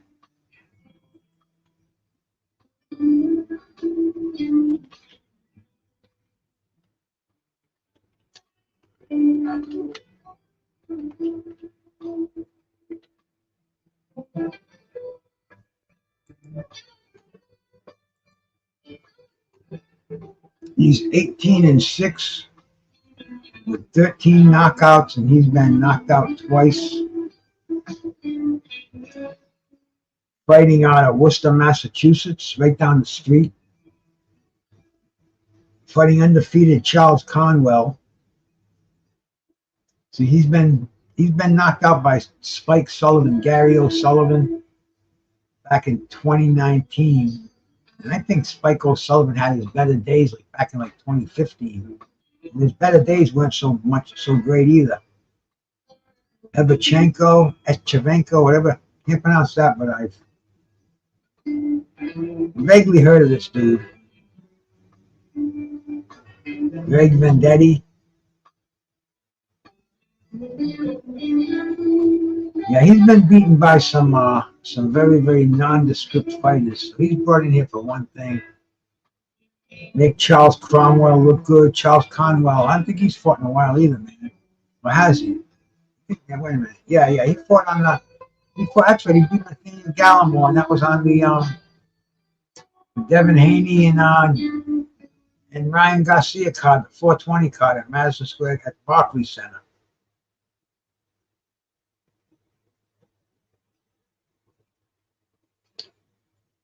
And before that, he was out of boxing for 2 years. So he's on his comeback now. Definitely a name to be reckoned with at super welterweight.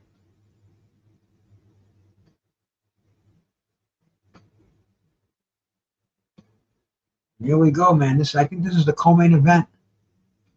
After this, we should get the big one. But let's see if Charles Cromwell is the goods, man. 19-0, 14 knockouts.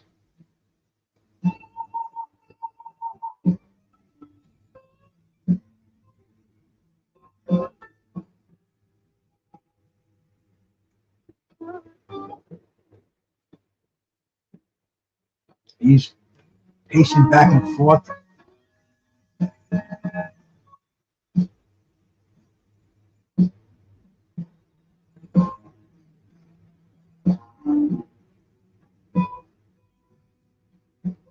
When was Gray's last fight? He fought somebody by the name of Jimmy Williams at the Palladium in Worcester, which is a small venue. They have professional wrestling there. They've had some rock and roll concerts there. It's been there for a long time, man. The Palladium's an old historic place. Won a unanimous 6-round decision. So let's see. He got knocked out by Spike O'Sullivan back in 2019, and that was his first 10-rounder. Aside from that, he's been scheduled for 8 rounds tops. Wait a minute, he did have going down. He had a 10-rounder, won a unanimous decision. And this was in Rhode Island too. He fought Eduardo Flores at the Twin Rivers, which is only about 15 miles away, in Lincoln, Rhode Island, for the Universal Boxing Federation International Super Welterweight title. So he's been 10 rounds before. And he's fought a lot in Rhode Island, Mohegan's Son. I don't see him anywhere out of New England. He fought at Madison Square Garden. He's fought in Boston. He did come to San Antonio at the AT&T Stadium back on 7/17. What fight was that? It was probably a big card, but he lost in that. He lost in that fight, and he's coming off of 2 wins. And here he goes against prospect Charles Conwell. Hey, El Harvey, salute my brother. Good to see you here, my man. Sorry I didn't catch you earlier. I'm very, very high. Something new to me, a new experience. And I'll tell you, it's great. Hitting on the Hindu Kush right now. The fight begins. Conwell's got 14 knockouts in his 19 victories.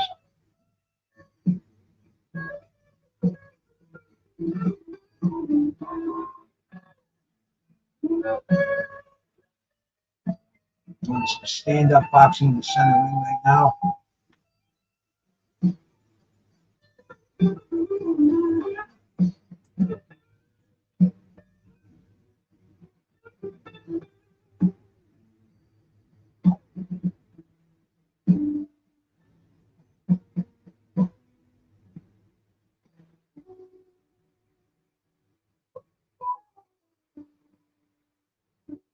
Feeling out process going on the first minute of the round.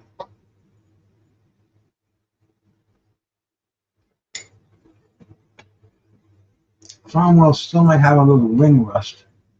He was out for the 2 years and a year and a half, and he ended the fight with Gallimore, 6-round TKO. So he still might have some ring rust in there.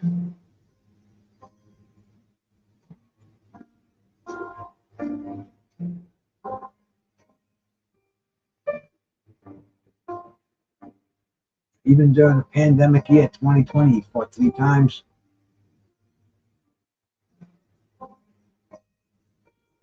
Three times in 2018, 6 times in 2017.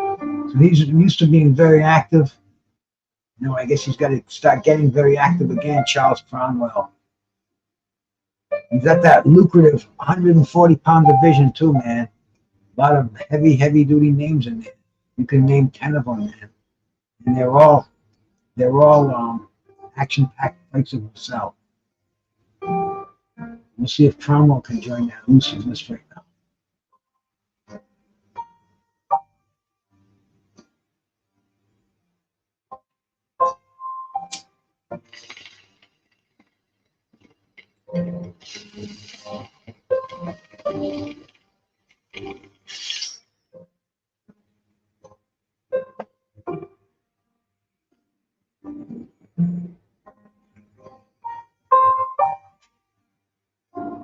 Conwell's doing the leading.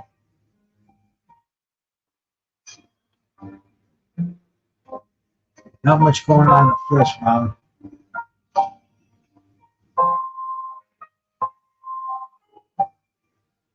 And that's the end of the round. Kind of an even round. Just Frank, salute my brother. Thank you so much for stopping by. Appreciate it, man.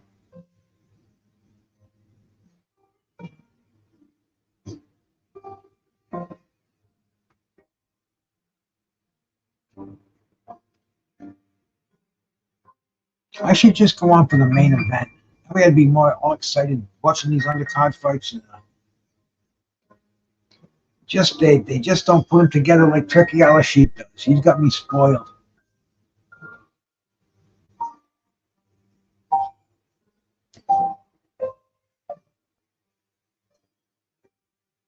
Maybe they have too many fights that Oscar wants to highlight. He wants to showcase a lot of his fighters, man. He brings in guys who don't have a chance in hell of winning. But the main event, hey, everybody says, the majority says that Vergil Ortiz stops him in 5 rounds. Bohachuk is not the stoppable kind of a guy. He does have that one stoppage loss on his record.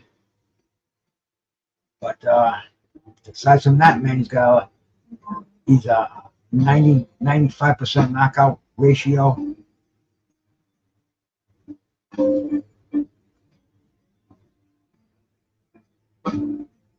So I'm here for the main event.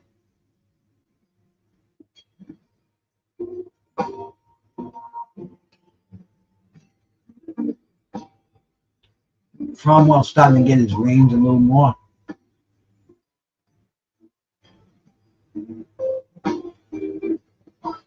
Referee telling Gray something. I don't know what he did wrong. I don't know what he warned him about. He was going down too low. Didn't look like any blatant foul there to me.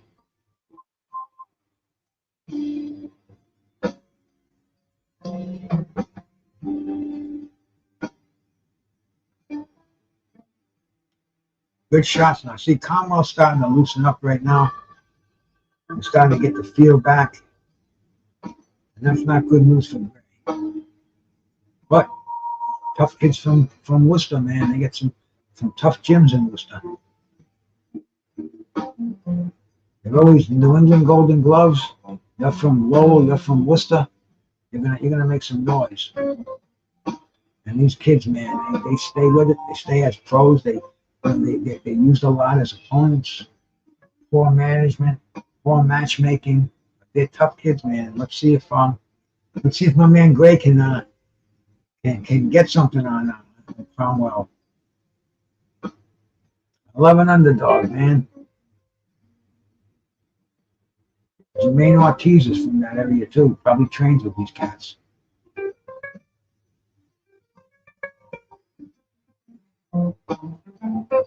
Good infighting, both of these guys. Oh, that body shot that just put Gray down. Tremendous hook to the liver. Is he going to take the full count? He can't do it. He can't get up. The old Mexican left hooker to the liver. Woo.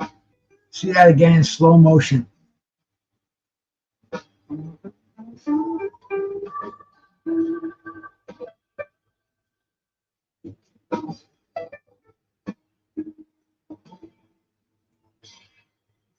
Well, in respect to Turkey al-Sheikh, but this does feel more old school. Like you said, Bruce trying to build up the young fighters on the roster opposed to being part of a huge event. Established fighters already. Yeah, I mean, it's the business of boxing. And that was exciting. I want to see that again. I think that was the legendary left hook to the liver.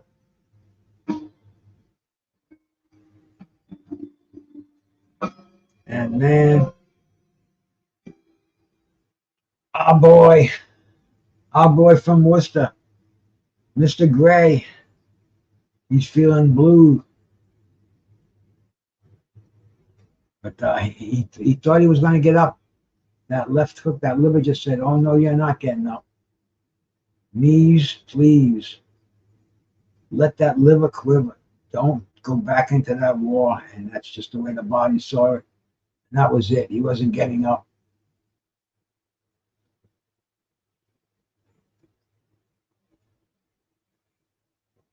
He's pissed, though. That's the kind of shot that, see, right now he doesn't feel any pain at all. But when you get hit like that, you just get fucking, the pain just rushes through your body. Just incredible.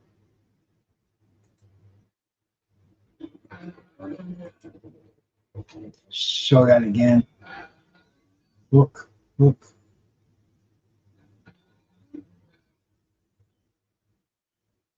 Left hook right to the liver.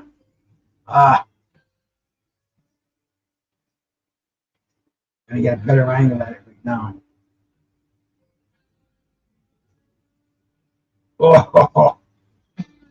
Oh, that's the Mexican destruction punch right there. Your head wants to get up, but the pain is just so intense that you want to rise. Man, that's just devastating.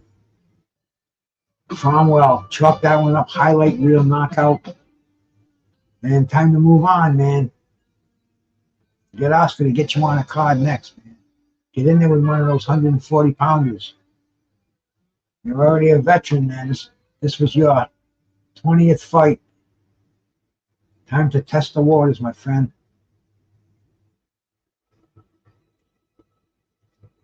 And my man Gray, you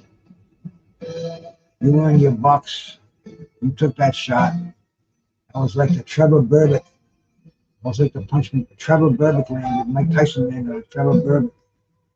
On the devastating shit. How many great fights have we seen ending that left hook in the liver? Mickey Ward.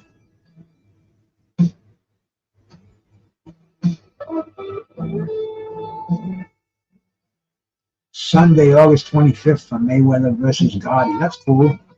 Something to do on a Sunday. I say, Jay, sorry, Jay, I can't do the show with you, man. I'm watching Mayweather Gotti 3. But come on, Bruce, what the fuck, man? He's an OG. You're old school. Hey, this is combat sports exhibition at its finest. I also like the WWE. I look forward to WrestleMania, the Royal Rumble.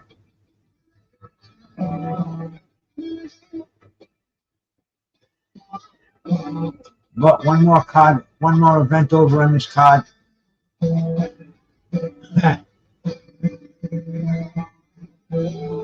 Andrew, you're a funny boy.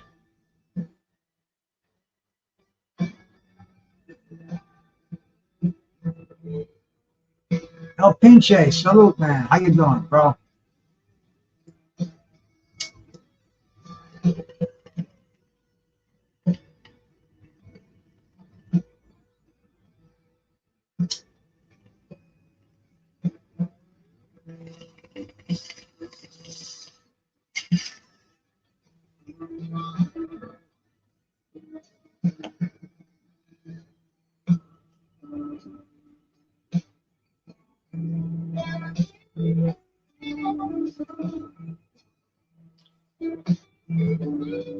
I'll tell you, Oscar hires those ringside girls. Most of the ones you see, they look like they look innocent, a little on the innocent side.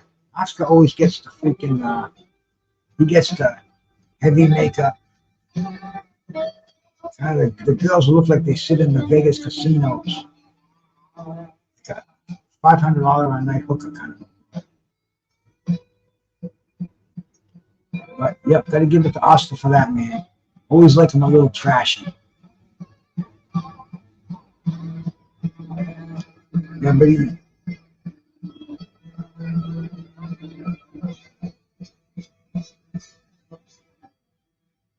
it'd be crazy. I mean, he'd take the fight. First of all, it would do nothing for Bud, obviously, man. It just won't be made. But it's fun to think about. And the guy that he fought was really nothing either, so. Coming off, I think I said, coming off of 3 losses. This is his 4th loss in a row. No, wait a minute. He's coming off of 2 wins. But then he got up and down career. He'll lose 2, win 1, lose 1, win 1, lose 2, lose 2. Now he just lost 3. So he was definitely a willing participant. But I don't know if that fight would lead to any kind of meaningful fight.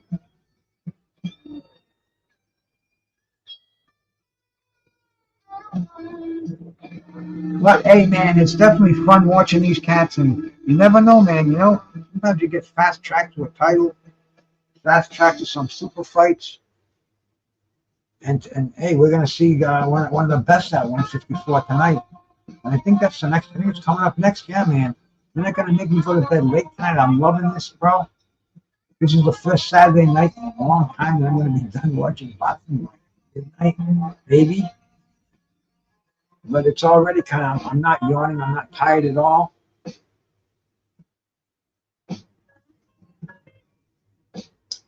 As long as Conwell stays active, we see him fight again.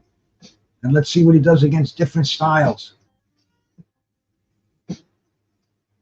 Bohachuk doing the pad work. Who's his trainer? Is it Reynoso? Is that him? I'm not big on names and faces, but I know he's got I know he's in there with a current top trainer. Devastating body puncher. And like I said earlier, the guy's knocked out almost everybody he's fought except one guy, except one dude. And that's the next fight, man. Main event. You got to give it to Oscar for after sitting here last week for 9 hours, man. That was a little trying. Believe me, it was a little trying, even for a veteran like myself. You know, work is work. This is not work. This is like fun. So sitting behind a microphone doing this for 9 hours back then would be nothing. Shit, man. I used to do radio shows all night long in the first year in college. I think I started at 1 o'clock until 7 in the morning. Or was it midnight to 7? But it was an all-night shift. And it was, you know, I slept day and rocked night back. A whole different world. But my body could never get used to that anymore. And Oscar, I think Oscar kind of knows that. This is almost like I'm sorry. Or the Sheik, rather. The Sheik is back in this. The Sheik is probably saying, I'm sorry, guys. I gotta get my cards a little bit more time productive. Sorry about that M&M concert and the giving that car away that I had no idea what it was all about. I'll get better, and I'll forgive you. I'll forgive you, Turkey. Just keep bringing us those great fight cards, man.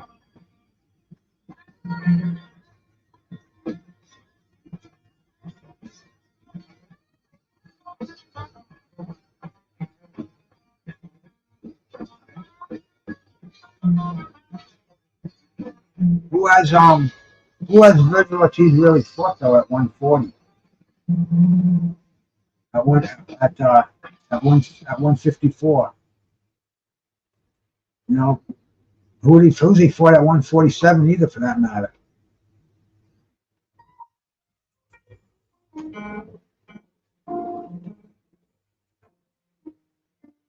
Kavalowski, Maurice Hooker.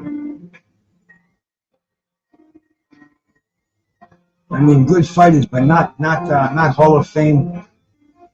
Not Hall of Fame fighters. This is definitely his toughest test to date. You know, he destroyed Delorme.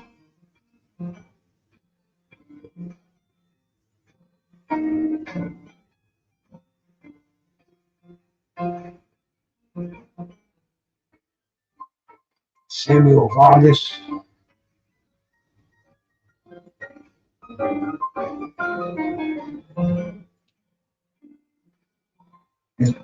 That's not Turkey that he's talking to right now, is it? Turkey has to wear head stuff on his head, doesn't he?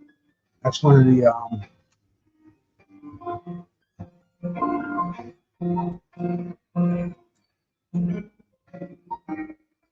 no, that is Turkey.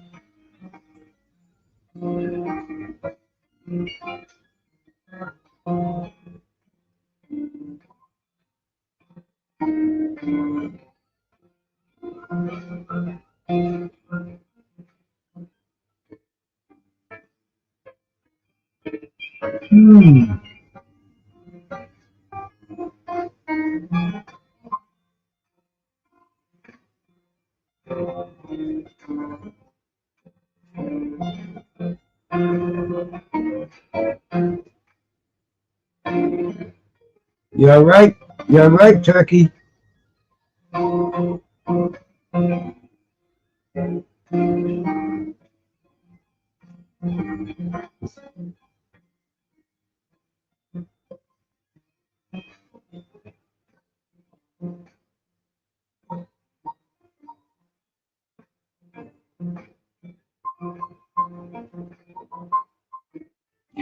I love Turkey, man. I don't care what these clowns on the internet are saying about the guy.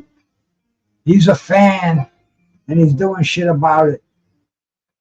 Sapedim and Shakur on the same. I love it. I love it, man. I love it.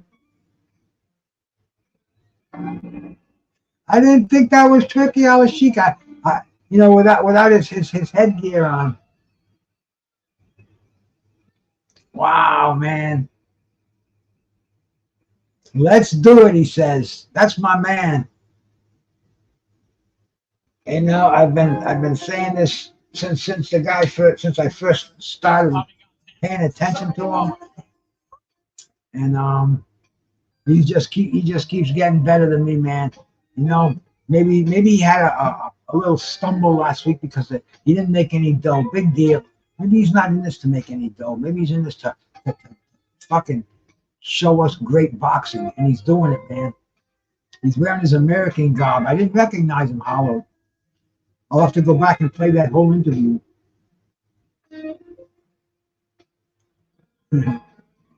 He's probably laying the lines down out there in fucking Vegas tonight, man. He's probably got a harem of about 12 Vegas hookers up in the suite. Oscar's got the fucking pantyhose on. They're going to get down tonight, baby. You know it, Rolly.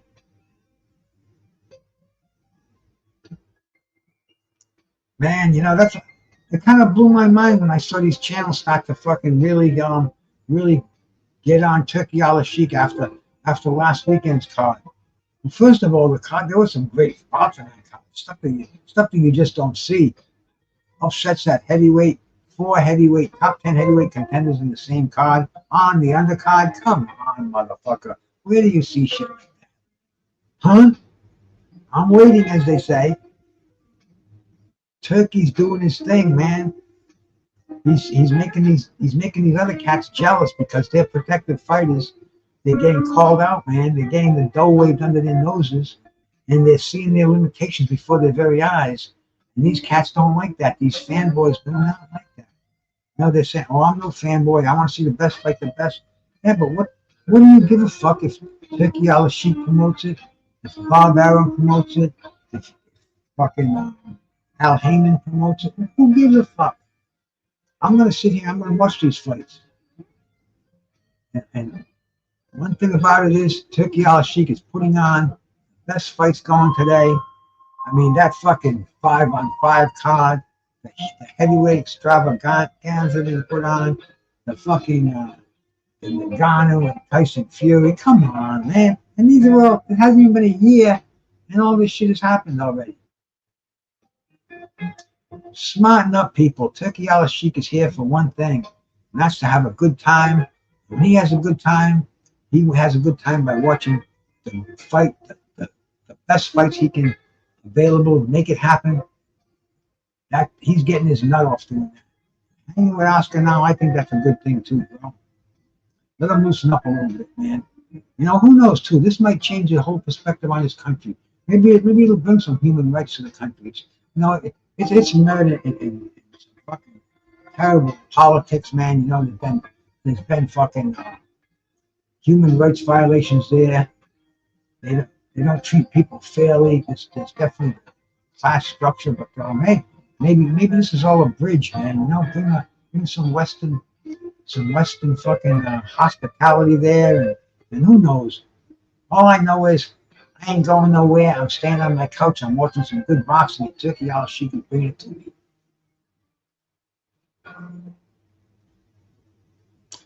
Sorry about that, Chris, man. Sounds like you're in a lot of shit, brother. I'm sitting on the john and my bowls are melting out on me.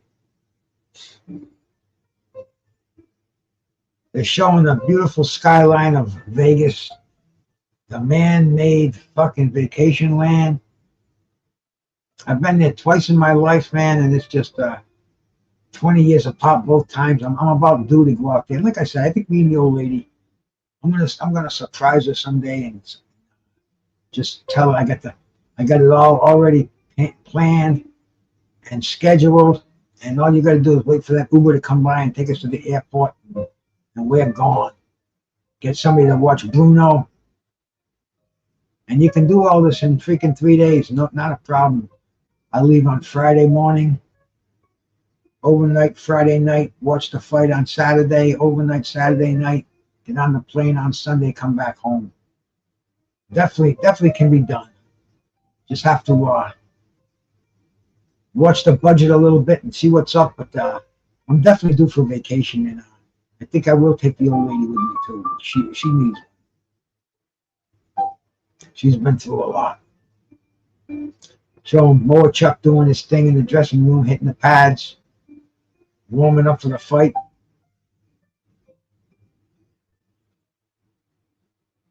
Who's that trainer he's got there, Pince? Is that Reynoso or Garcia? It's one of the big West Coast trainers. Not Garcia.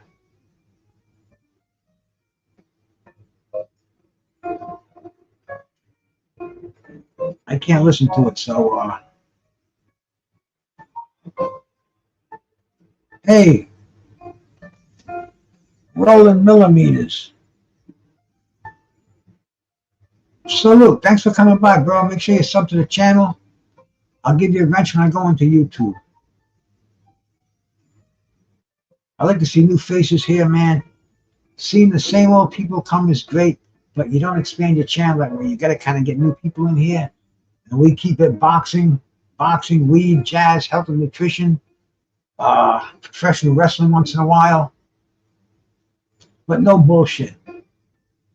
I see enough of that everywhere else. I try to keep it out of this channel, and I'm doing a pretty good job so far.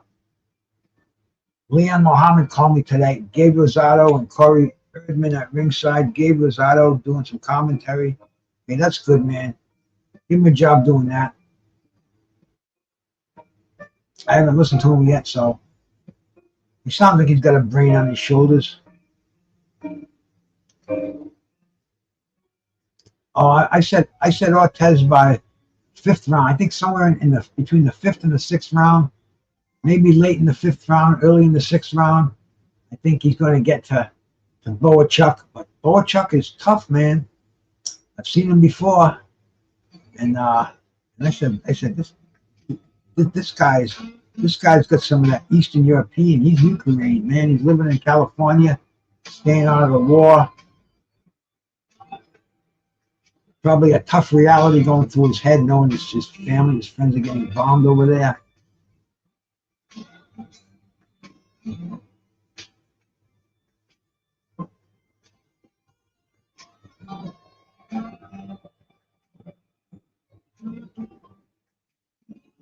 I don't know what they're showing right now. Is that Bohachuk? Yes, they're showing some highlights, Bohachuk highlights. He had blonde hair last time we saw him. I think he's got blonde hair tonight. I'm not sure if that's him or not.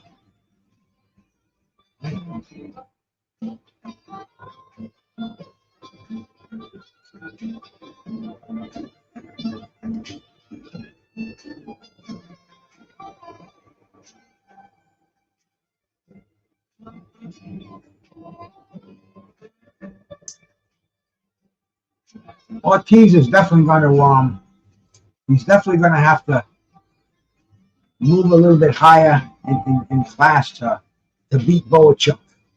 This is the best opponent he's fought for sure.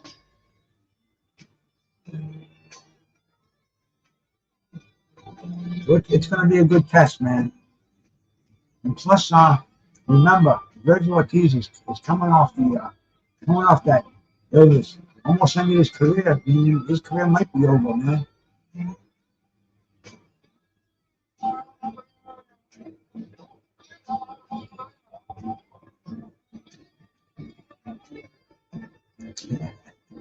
Don't worry, Roland. I won't give him one if you say not to. Roland's a lieutenant over here, so Roland makes a lot of field decisions for me.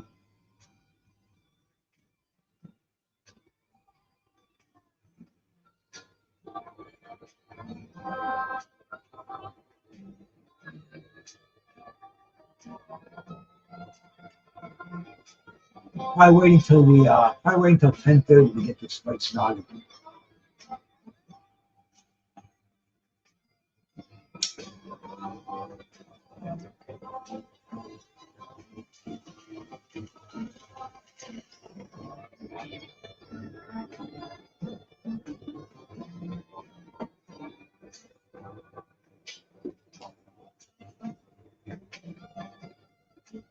Both warming up on the pads. See, Mike Tyson, he just shadow box. He would shadow box himself into a frenzy. He'd come in there and lay it in sweat. And man, there was a long time there. Where since fights didn't go over one round.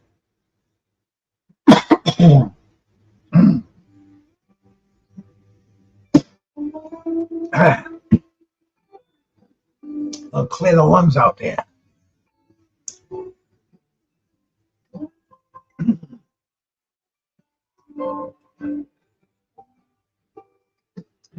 They're showing some of Vergil Ortiz highlights. He's beating a lot of guys, but we don't see the names. Tonight we're going to see a highly respected name in here. I mean, don't get me wrong. He's got a few impressive names on his record, but the fights that we want to see, unfortunately, Vergil hasn't been in them yet. But like Turkey Al-Sheikh says, man, if Vergil beats Bohachuk, he's going to sign him to fight Bud Crawford on the undercard of, who did he say? The lightweight fight, man. Zapata and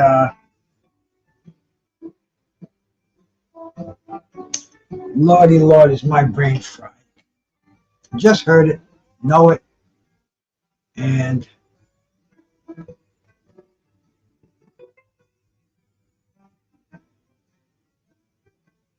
yeah, make sure we get. I think I already put that in there. Make sure you sub to this channel. That's my new alternative channel. I come on almost daily with the Weed Report now. Hey, Patrick, what's up, my brother?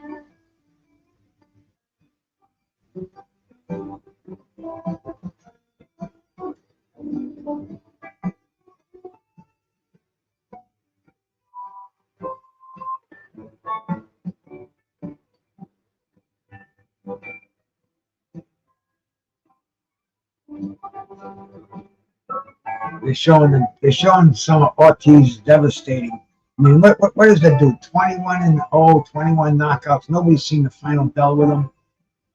This is going to be a bruiser. Don't take your eyes off this fight, man. Go take your piss now. Go clean your bong now. How's my bong?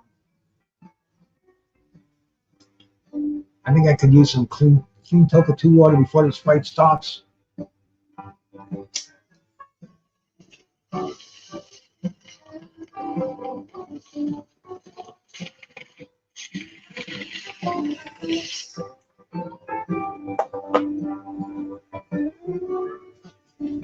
Be right back.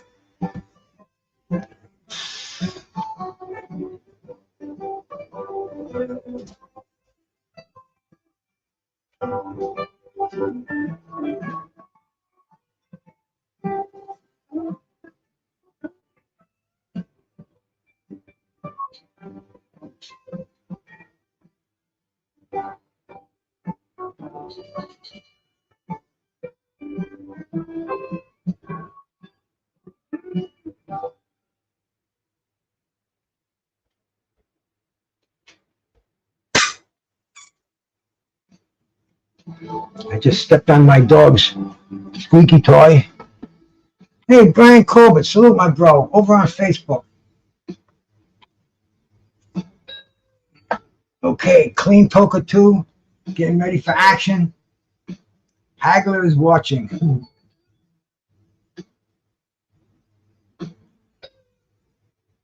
I don't know, you think this is a big enough fight for Hagler to watch?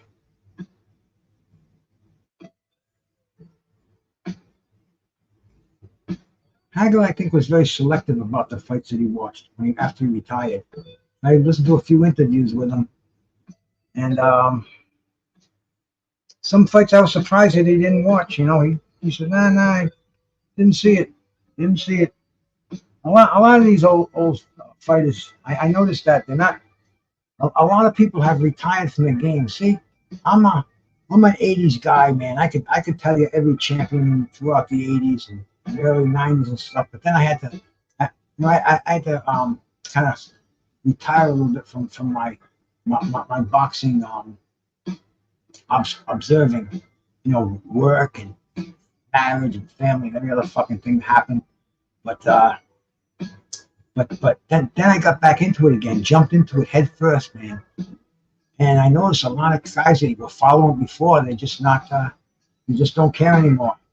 Taylor tape 26 against 29, 6 feet against 5'10", 153.8, both of them weigh. Reach is almost identical, aside from a 2-inch advantage for Bohachuk. And Bohachuk's got the advantage in height, the advantage in reach. Real close though, man. Real close.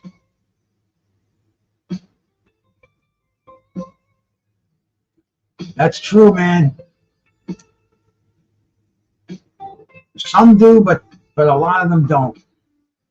But it's funny because a lot of them are coming back to it now because I'm telling these guys how to stream fights, and they're coming on. You know, I'm doing a lot of shows. I bring a lot of the OGs on, and I go on some shows with the old timers, and we're trying to get that spark again. And I noticed, man, my brother Tim Witherspoon, he was kind of, he didn't know much of what's going on in boxing today. He could go back and tell you the Philly days and the late '70s and the whole '80s and '90s. But when it came to today, it's tough to follow it. It's tough and it's expensive, and you got to be technically savvy and everything else. But anyway, Tim's starting to get it now. He's starting to watch the new fights, the fights that are happening. We can get on here. We can talk about them. And I mean, this dude he's super educated as far as watching the fight goes. Breaks it down as soon as the bell rings. And I mean, like you said, Roland, most boxers don't watch it. Most of the old boxers, but some of them do. And when I get a hold of them and I start telling them that if we don't keep it alive, nobody will. They start calling me and say, "Wait, want to do a show? Let's talk some boxing." And you know, we keep it going. But here comes Ortiz making his way to ringside. Get excited! It's getting ready to happen. I got a toke ready to go. Standing room only in here, man. Does he look like he's? Let's see when he takes his robe off. But I saw him at the weigh-in. I just didn't see the muscles I like to see in a fight.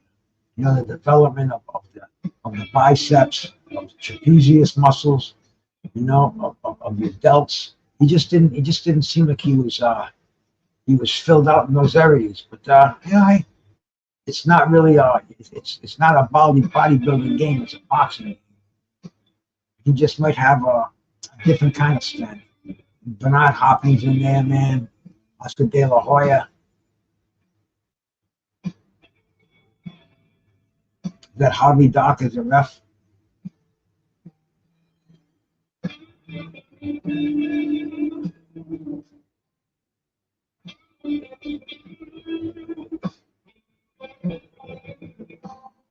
I'll tell you though, he's got an incredible boxing community by him.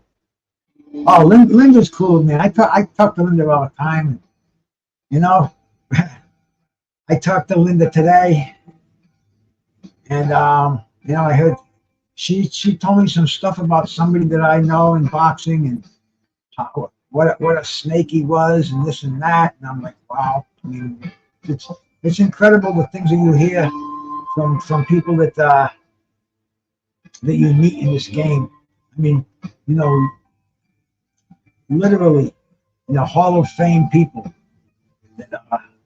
They're just like other people on the internet, you know. I mean, it's crazy, the back and forth bickering and fighting of the tongues. Crazy bullshit, man. Crazy bullshit. And Bohachuk is coming in the ring second. The title holder in this fight, he's got that useless WBC intern belt. Fucking how many fighters have had that intern belt forever? Joe Joyce never got a title fight with it. Fucking, the list could go on and on. So many have walked around with that interim belt, and that's as high as they got. I think it means nothing. Maybe if the title holder was assassinated or something. Aside from that, it just kind of keeps you in the keeps you in the passenger seat, and maybe even in the back seat. I think Vergil Hill's going to give up the belt as soon as he wins. He's not going to follow them. He's not going to abide by interim title rules.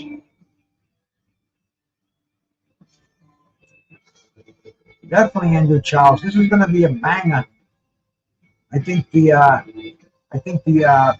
defining part of this fight is if Ortiz, his body is going to be held up after the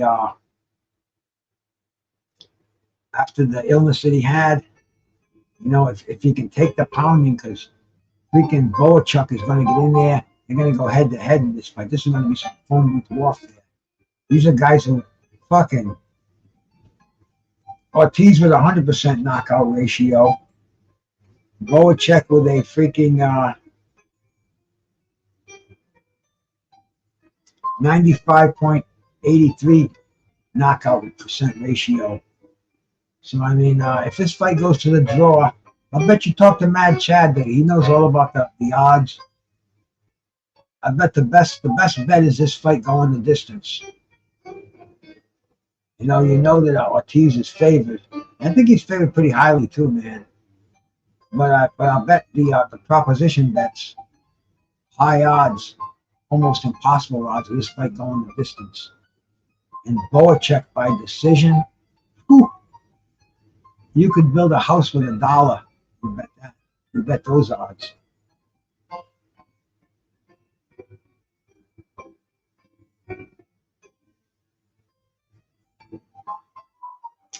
I don't know, man. I don't think Ortiz is the boxer that Crawford is. I think he likes to get down and trade.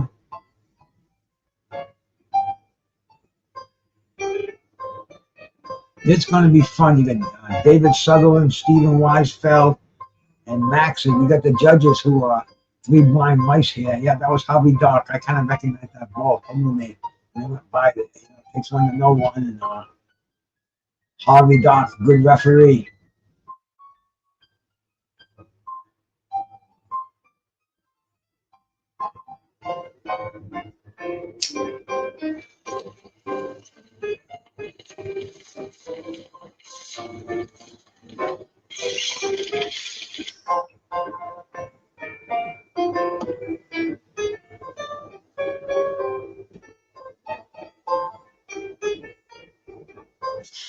Introducing the fighters.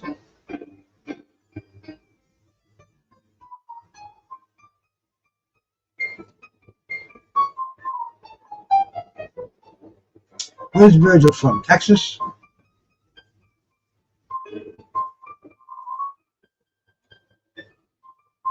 Yep, Dallas, Texas. Lives in Grand Prairie, Texas.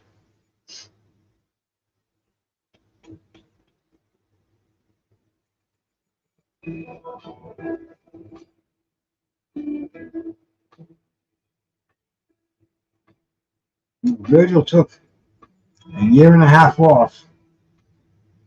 Came back and destroyed Frederick Lawson, destroyed Thomas Dumaine, both first-round knockouts. So this is really a test, man. If you say Vergil's going to have a cakewalk in this one, then this is really going to put Vergil in an elite class. I think I think there may be dual knockdowns, man. I got a feeling this is going to be a shootout. Hagler Hearns coming up here, my friends. Both of them warmed up.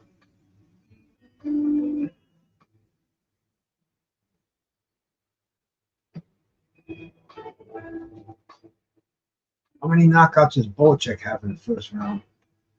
Let me check these out here. There's one. There's a second round knockout, another first round knockout. First round knockout. He's got several on here. Second round. First round, second round. Hey, man. Firework could happen early in this fight. Ugly is pretty to me, El Javi. Here we go. First round. Don't take your eyes off this one, my friends.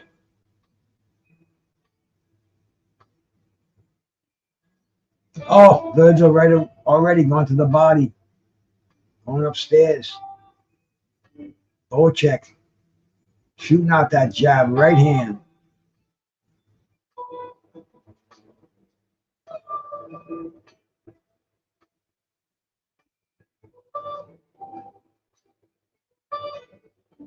Oh.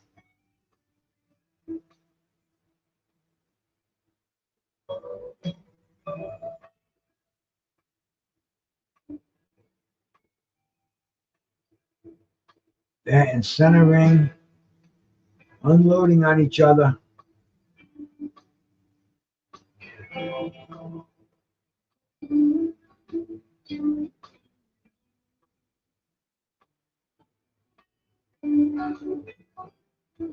Ortiz punching out that jab. Serhii moving forward, pumping out his. Ortiz is starting to do a little side-to-side movement. Bohachuk moving forward. I think Bohachuk just wanted to slug it out in the center. Oh, and Vergil go, no, a slip looked like a knockdown to me. I was just thinking knockdown, man. Referee says a slip, man. We'll have to see that again in slow motion. Oh, big right hand by Bohachuk. Uppercuts inside. Both these guys, not a style of trade. Inside warfare. Ortiz, big right hand. Bohachuk combination. Ortiz digging downstairs. Uppercuts on the inside. Both of these guys. Oh, big uppercut by Bohachuk. Both of us, they're trading. Bohachuk with the left hook. And Bohachuk just might catch him in the first round, man. Knock him down the seat of his pants. And this is what I kind of had a little bit of foresight about this fight. I seen a double knockdown. And they are head to head. They're just exchanging. This is more than we expected here. Whew. And the Harvey Doc is letting them go. Oh, Ortiz, big right hand, big left hook. Bohachuk, straight right. Bohachuk keeping that jab out there. Man, those heads are touching each other. Let's hope we don't see a butt here. A butt that's gonna make any kind of impact on this fight. And Vergil Ortiz coming through. Uppercuts, right hands. Oh, just missed a big right hand. Bohachuk, nice uppercut at the end of the round. Woo!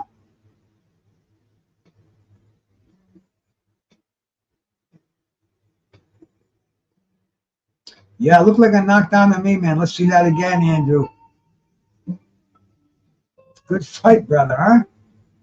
I'm digging it, man. It could be, Patrick.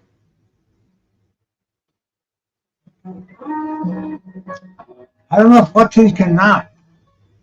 He was doing better when he was boxing in the earlier part of that round. When he got down and got into that phone booth. Whew. Yes, El Javi. Damn.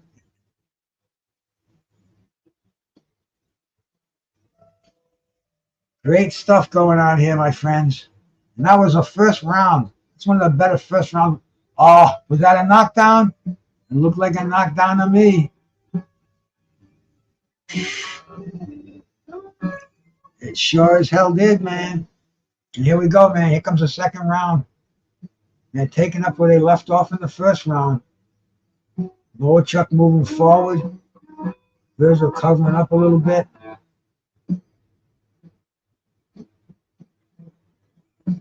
Vergil trying to sweep that left hook around.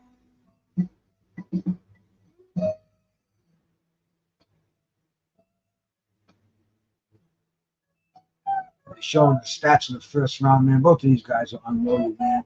Man, fucking just an amazing percentage contact. Oh, Bohachuk with the right hand. Vergil going downstairs. Repeating it. Vergil with the uppercut. Oh, overhand right by Vergil. Bohachuk is in good condition to take the body shots, man. Oh, I mean, this is a slugfest. I'm loving this shit. Bohachuk going back, cocking that right hand, man, throwing the right hand bomb. Vergil Hill coming forward.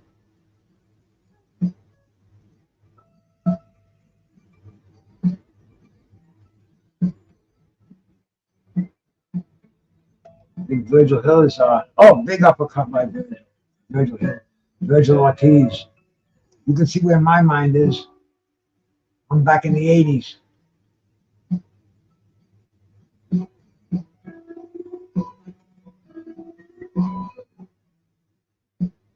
Bohachuk is moving forward, man, behind combinations. He just nailed Vergil with an uppercut, right hand, and just keeping those hands moving. Very, very impressive. This is a war. Oh, now there's a little bit of space between them now, but they're still boxing it. They're still throwing right hands, left jabs. Maybe they're trying to take a little bit of a breather, but it doesn't look like it. There goes Vergil behind a triple jab, coming up with overhand right.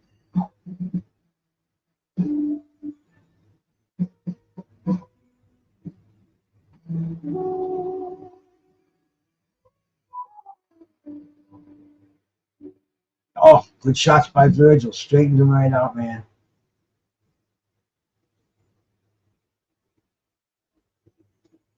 When Vergil boxes, he has more success.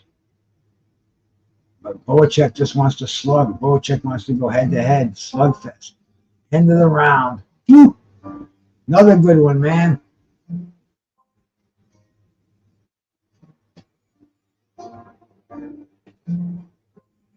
Well, see, Bohachuk has definitely been in longer fights, and especially recently. So, man, it could come down to conditioning. When Vergil starts to box, when Vergil gets out of the trench war, I think he's looking a lot better. You know, boxing behind the jab, but he's still throwing fucking bombs though. You know, Vergil knows no other way. There you go, Andrew. And he realizes this guy's not going to fold in one. You know, maybe not so smart exchanging with him on the inside. Maybe do a little bit more boxing.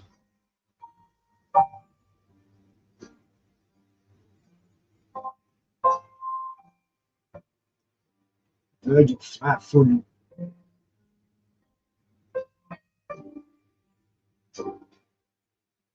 Now Vergil is moving forward behind the jabs and the overhand right, standing flat on his feet.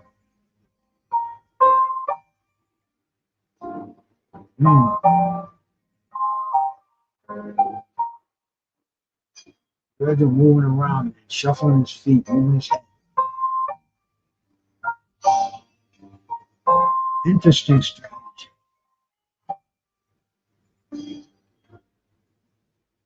And both of these guys got the blue Everlast gloves.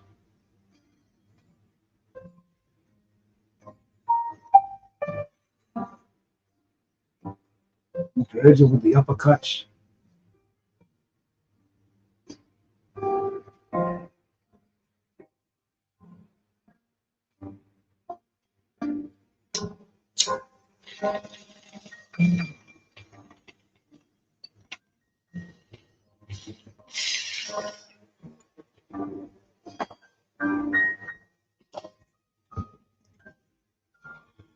Oh, both of them exchanging uppercuts on the inside. Now they're in that head-to-head, toe-to-toe stuff. Vergil trying to rip inside to the body. Bohachuk keeping those elbows tucked in.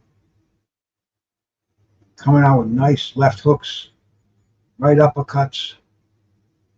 And this is an exciting fight, man. Vergil gets staying in the inside.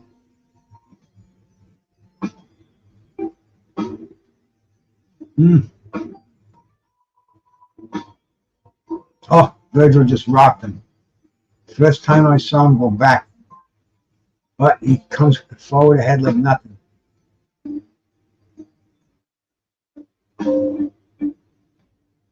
Oh, Vergil was trying to land that big right hand.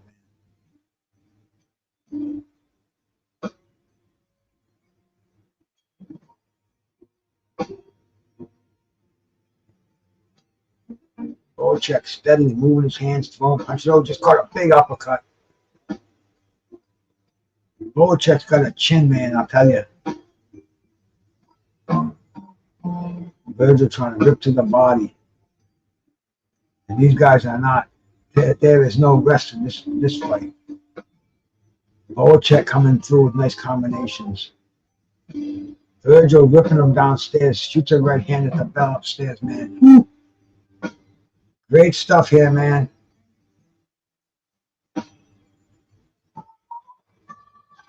Keep in mind for Vergil, most of his fights were against smaller opponents. Yeah, man, this guy's not gonna fold in one round like his last two opponents did. This is a full-fledged 154 pounder. I wonder if Jamel Charlo's sit at home watching this stuff. Saying that, but I think I'm gonna stay retired.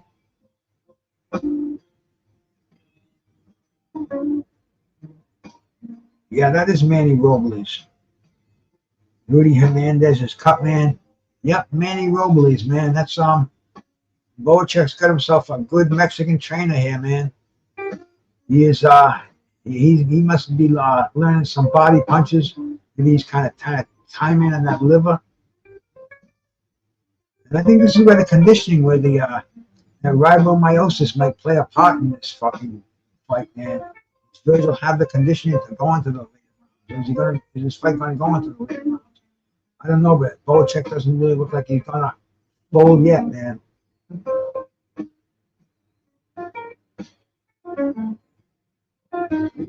Bohachuk, good combinations on the inside by Bohachuk. In perpetual motion with these guys. You can't take a breather. You can't take a break, man. Both of them are unloading. They see a little letdown. Boom, boom, boom, boom, boom, boom, boom. Combinations. Good job by Bohachuk.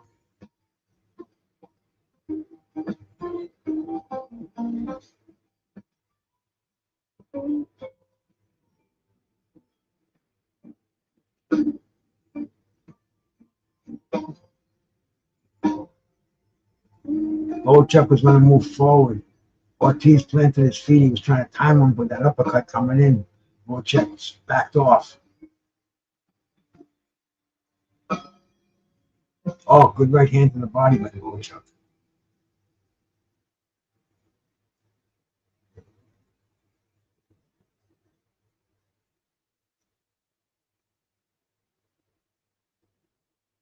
Exchanging bombs in the center ring. Vergil looks like he's looking for a spot to land this big right hand. I think he's tired of just throwing him out there and not getting any return. Bohachuk picks it up though. Bohachuk's got Vergil against the ropes.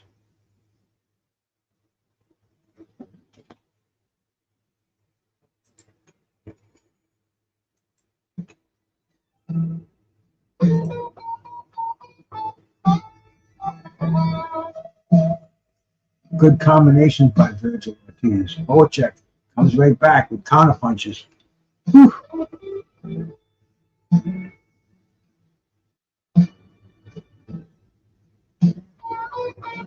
Oh, good action.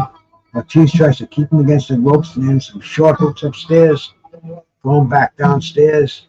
I mean, this is a great fight. It's so far. Whew. Harvey Doc breaks him up for a minute. I don't know why. I think Ortiz was maybe spinning around. He just wanted to make sure he knew who he was. And no, I think they're almost expecting Harvey Doc to break him up. Bohachuk moving forward. Vergil times when he's coming in. End of the round. Definitely, Andrew, man. Thank you so much for stopping in here and joining me as we enjoy it together, bro. This is good hardcore boxing, man. Anybody who likes to watch fucking Shakur Stevens fight, you're in the wrong place. This is the kind of boxing that I was weaned on, man. This is the stuff that keeps me coming back for the game, coming back, watching more and more and more. I've been watching boxing for 50 fucking years, over 50 years, man. And this is one of the reasons why. This is what keeps me coming back, man. Wars like this. You know, I'm old school, baby. Joe Frazier.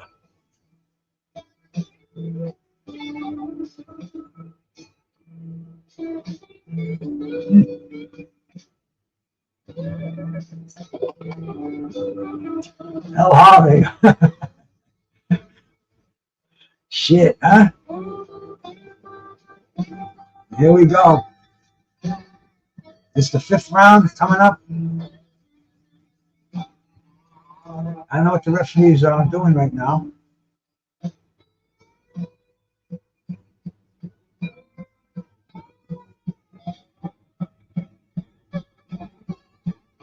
I almost should put my earpiece in and see what's going on here, man.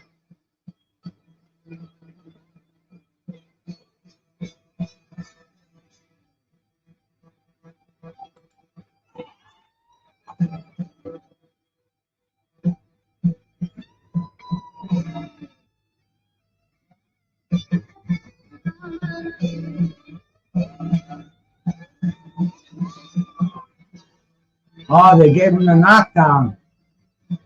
Okay.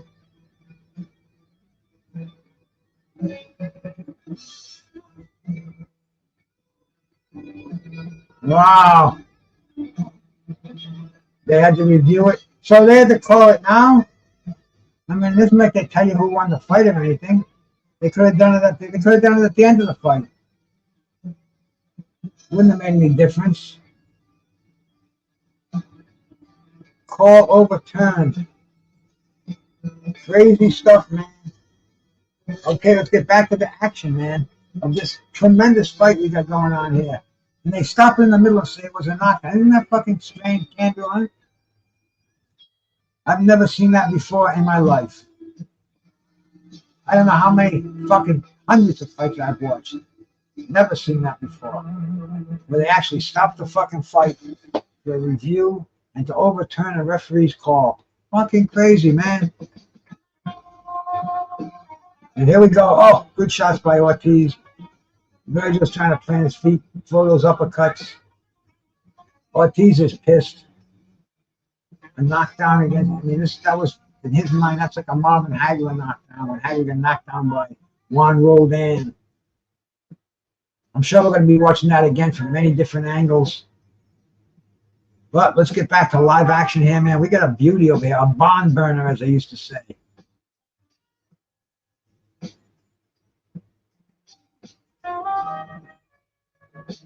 They're head to head, just throwing punches, man. They could be doing this in a freaking 5x5 foot ring, as close as they are right now. This is just killer action.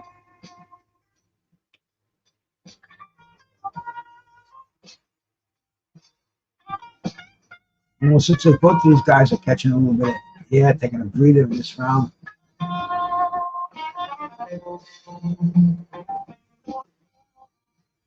Ortiz doing a little bit of fainting.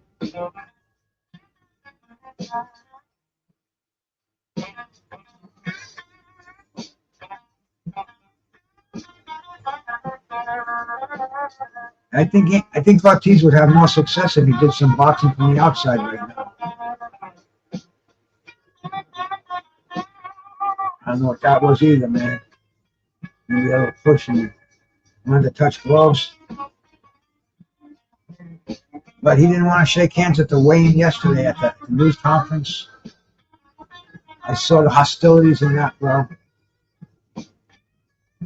You know, just he left Bohachuk standing there with his hand sticking out. Bohachuk just kind of shook his head.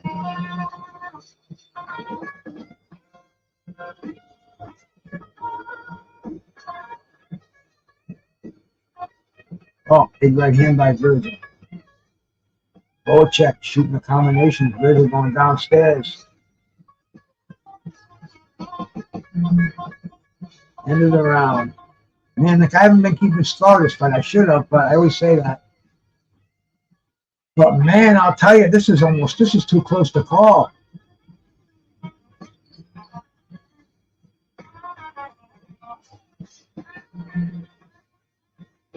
Looks like a knockdown. Gloves touch the ground. Initiated by a punch.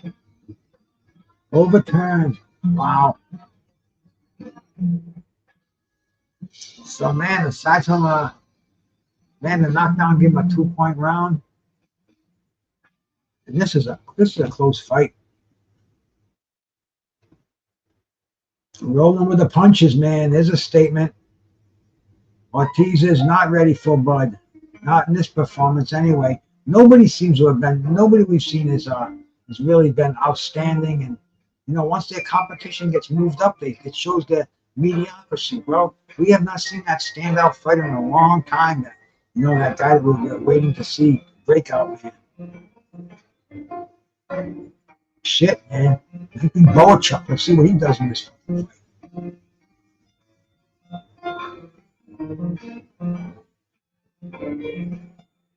Imagine Bohachuk and Bud.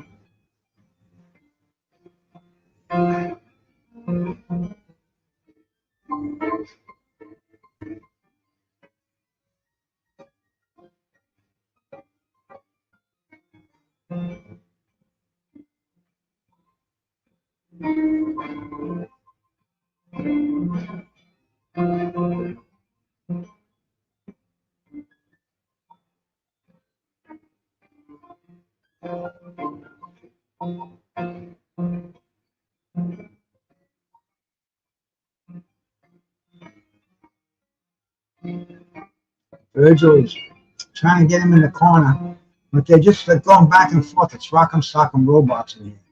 And this action hasn't changed from the first round. And I think Vergil's starting to pump that jab out now. I think that's what he should really try to do is do a little boxing, man. Confuse Bohachuk a little bit. You know, show him a little bit. Show him some angles. And this has just been rock'em sock'em over here, man.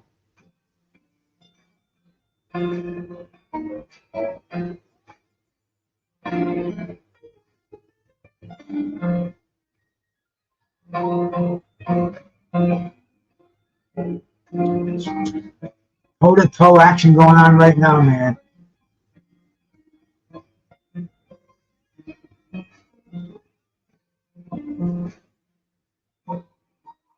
Thing is, I haven't seen any fighters dominate any round. They've both been going back and forth. We're in the 6th round. We've got 12 rounds to go, man. We're not even halfway through this fight. So let's see, man. Is this going to be Ali Frazier or what? I mean, these guys are just hammering each other. Fluid in Manila.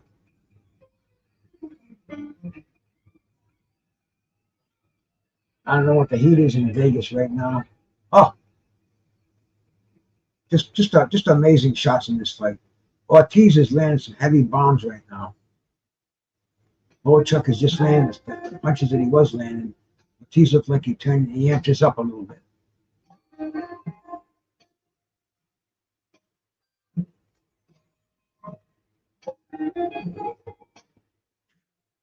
Back and forth action. End of the round, man. Another close round. Jetta Partimus, salute, man. Good to see you in here. Let me see what I missed here while in the middle of the round. Hey, Pidge, change the name, man. I don't feel like I haven't. Who cares what Pigeon? I've seen him use my name too out there. This guy's not using it tonight. Who's going to swim in deep waters? Are we going to see that, man? There wasn't anything seen that shows you could fight toe-to-toe with strong 100. Wow, they're banging right now. Oh, yeah. Oh, this is better, bro. Is that you, Pigeon? Of course it is. Good to see you, my brother. Always a pleasure to see Mr. P coming in, checking out the boxing. And you knew this was going to be a good one, man. No wonder the rest of the card was so shitty. They had to throw up a major fight, and here it was, man. An interim title fight, too. I don't know why this isn't a fucking regular, full-blown title.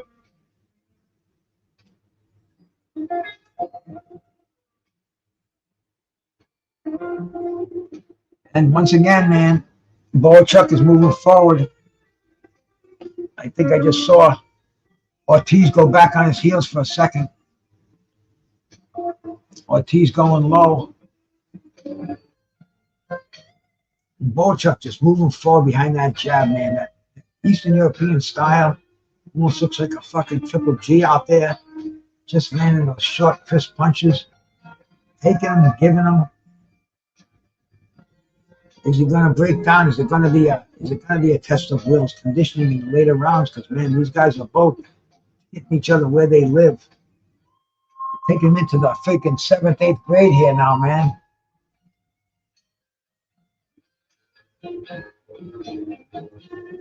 Bohachuk, good combination. I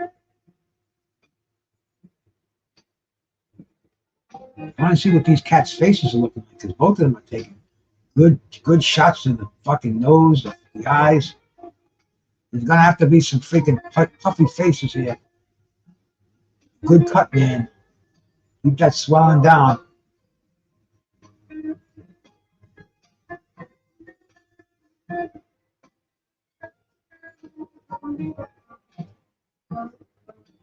No, was it Bohachuk who was more prepared to go into the later rounds here? Doesn't look like Vergil has any oh, good shots by Bohachuk. Doesn't look like Vergil has any plan B. Oh, and there's the Bohachuk with a hook. Right hand by Bohachuk. Oh man, he's nailing Vergil.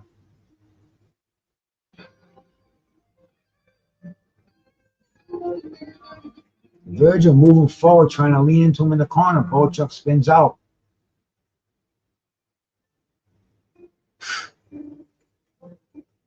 Bohachuk getting the better of these exchanges right now. Working that body. Inside, man. Moving inside. Those heads are banging each other. This is some rough warfare going on here, man. Ortiz dancing a little bit. Maybe he's deciding, maybe he's thinking, man, I got to do something here.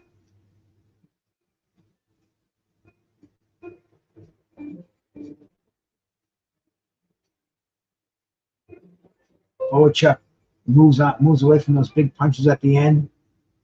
And another round, another exciting round. Hey, my brother, what's up, Balls Deep? I hear that, man. You know, that was a big question. That was a big question, Pigeon. I said, man, that ribomyosis, that ain't something you just shake off. That's inherent, man. That's in you. That can come active at any time. And look at him. You can see he's not holding muscle, bro. You know, you can see that's a disease that lives off amino acids. And you can see that he's just not, there's no definition there.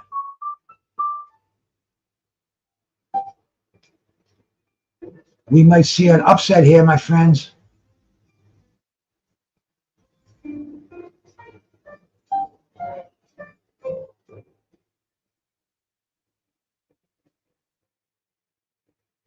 Yeah, they're in excellent shape.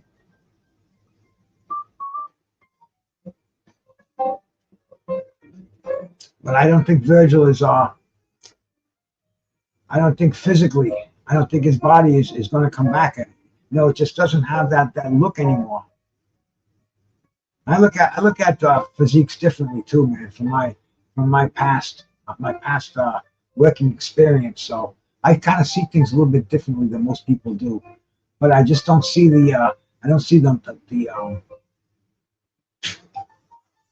muscle bellies. I don't see the definition. I don't see the cut. At 154, bro, look at Bud Crawford. Look at the difference. Even Bohachuk. See, look at those lats, bro. Look at the biceps. Look at the fucking shoulders, delts. Looks different on Vergil, especially the back end. Oh! Went down again.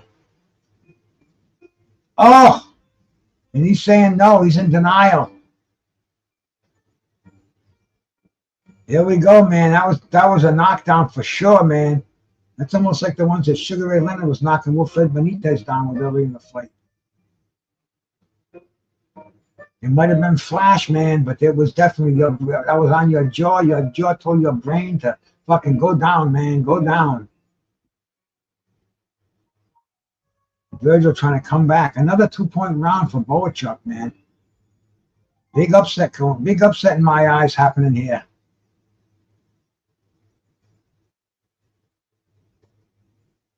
Vergil trying, man. Vergil knows his pass is on the line. He's trying like hell, moving those hands. Oh, big stuff going on here. These guys are exchanging bombs right now. Oh, fight of the year right here. If Vergil comes back from this, man, this will be a miracle. Oh.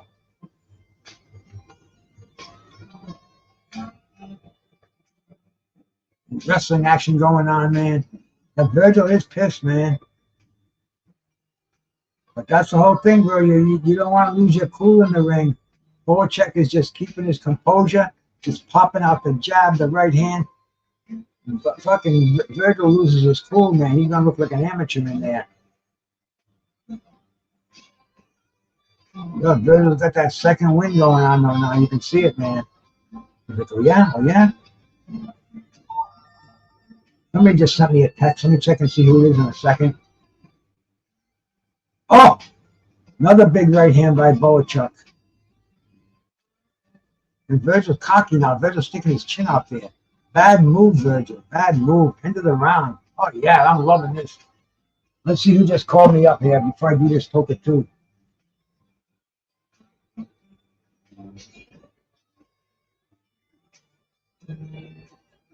That's Leon Mohammed. I hope you're watching this fight, Leon. I hope you're watching this fight, Leon. We got fight of the year here with Vergil Ortiz.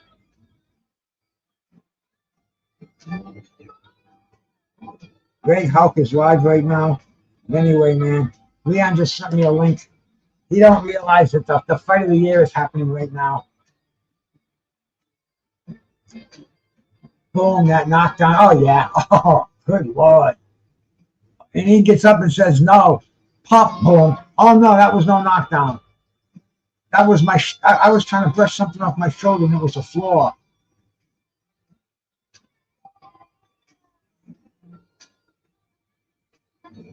Good stuff here, man. 4 rounds left, yes. Vergil's health going. Clearly a knockdown, Mr. P, for sure, bro.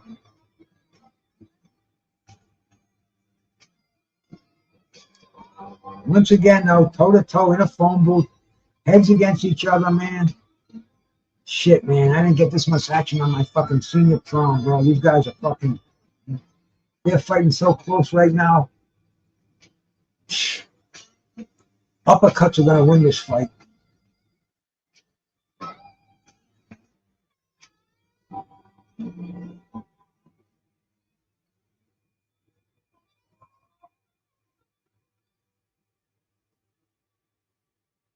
Bohachuk coming on right now. So you got to get them short bursts when you're doing this infighting like this. And Harvey Doc, surprisingly, he hasn't had to break him up hardly at all, man. Maybe now as the fight's going on a little bit, but man, we still got 4 rounds to go in this fucking war right here, man. Exciting action. A little bit of wrestling going on right now.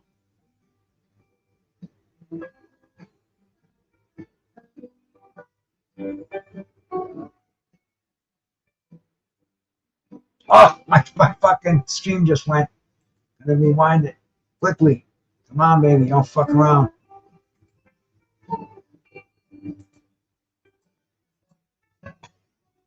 I need another stream, son of a bitch.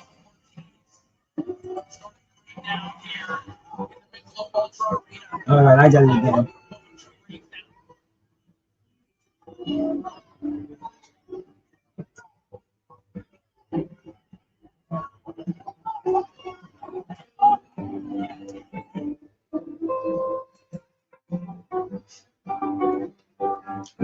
I lost about 10 seconds, 15 seconds of it. We're back again. We're back again.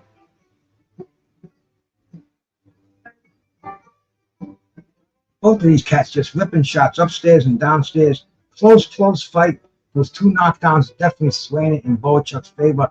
Bohachuk's, I think he's winning a few more rounds. Vergil is keeping these rounds really close.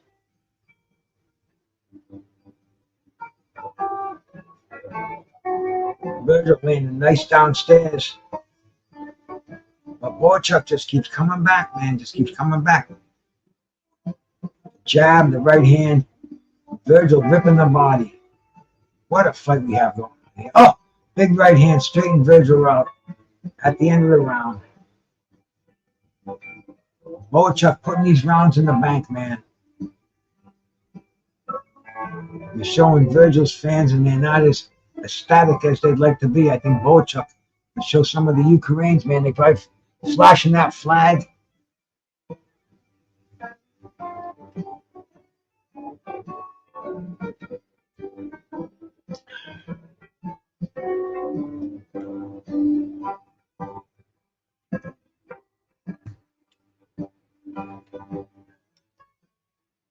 Showing a little slow motion action of the highlights.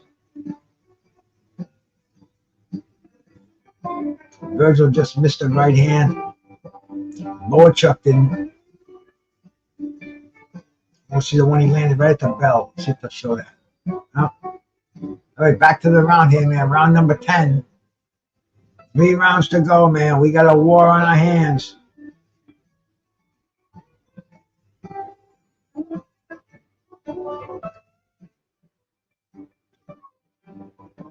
I was going to say, man, we don't see any urgency in Vergil, but we've been seeing urgency in Vergil all night. He just hasn't been able to penetrate that aggressive offensive style of Bohachuk.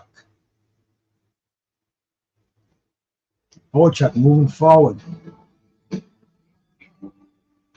Vergil respects that right hand. Vergil trying to unload with him, get him on the ropes, man. Score some points. You know, whoever thought this fight was going to go this long? Not I, man. Not I.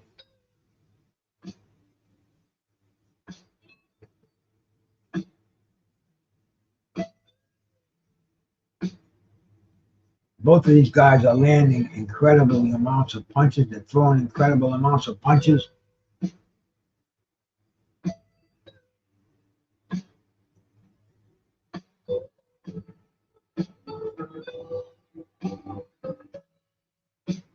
Oh, Bohachuk is landing during the exchanges in these close head-to-head wars. Bohachuk is landing that uppercut. You see Vergil's head snapping back, kind of impressing the judges.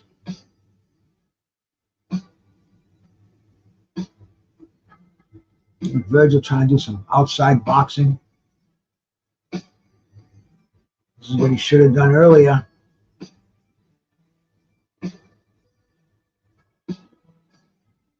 Bohachuk, right hand from the outside.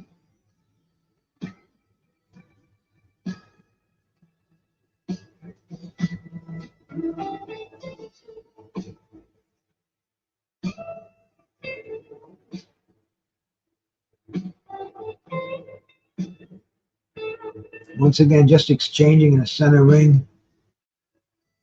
Ortiz doing a little more boxing, keeping it on the outside. This is what he wants to keep. This is what he should have done earlier.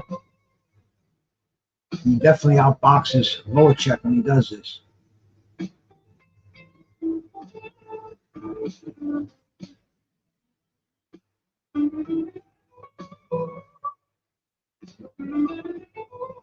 Clinching right now. 10th round, 15 seconds to go. Ortiz in a combination on the outside. Ortiz might have won a round. Too little too late or what, man?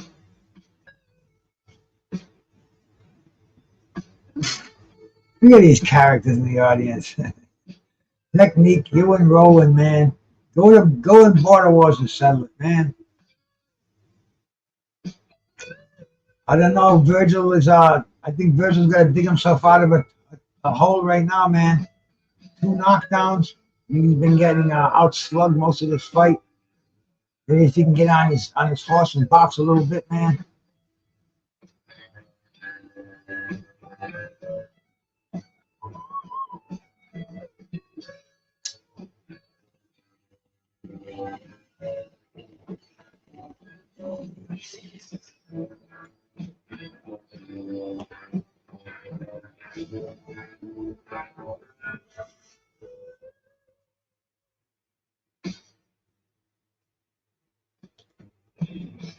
Round number 10.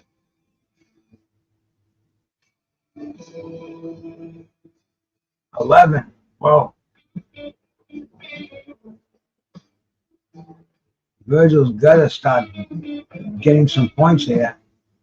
I don't think he's going to knock out Bohachuk, so I think he's got to think about doing what he's doing now, man. Boxing on the outside, but what he's going to do is come forward, throw some combinations, fast combinations, then get back on the horse.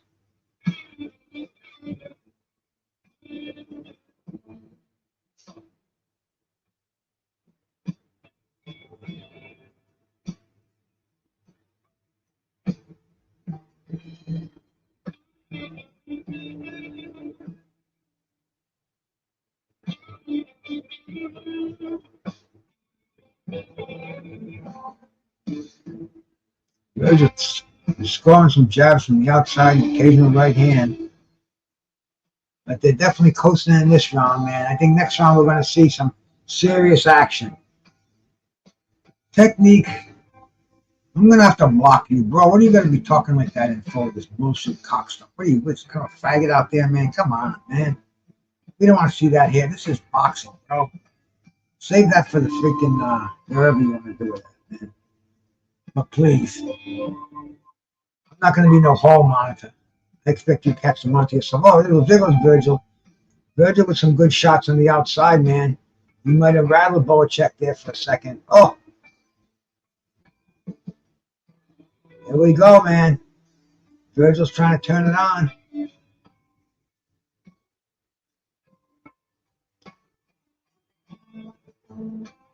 Bohachuk still firing back. It'll be interesting how the judges see this one, man.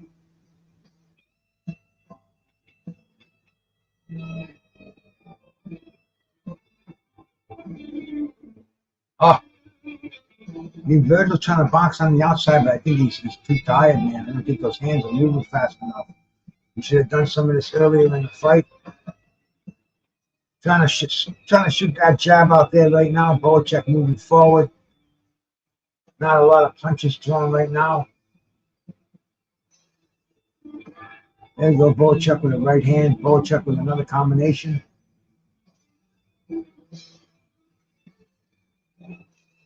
Oh, good work downstairs by Ortiz. Bohachuk covers up. Only Doc breaks him up with. I mean, this 12th round should be dynamite, man.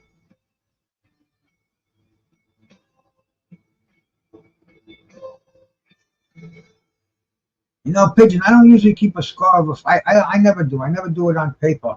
But in my head, man, I got Bohachuk winning this fight so far. That's why this fight, man, let's see it, man.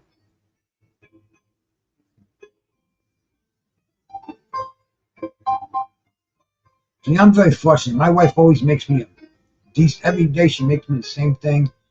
She makes hash browns. She makes me 4 scrambled eggs. And now I got this guy next to me giving me farm fresh eggs.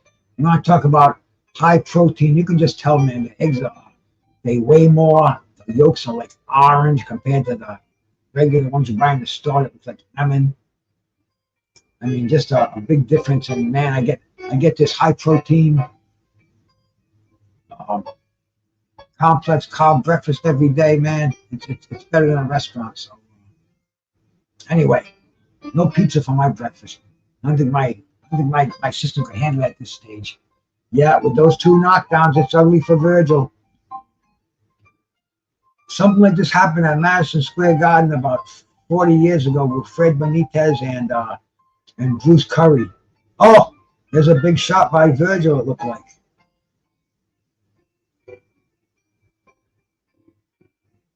Curry knocked Benitez down twice in the fight, and they gave it to Benitez. And Benitez, he was his first appearance at Madison Square Garden.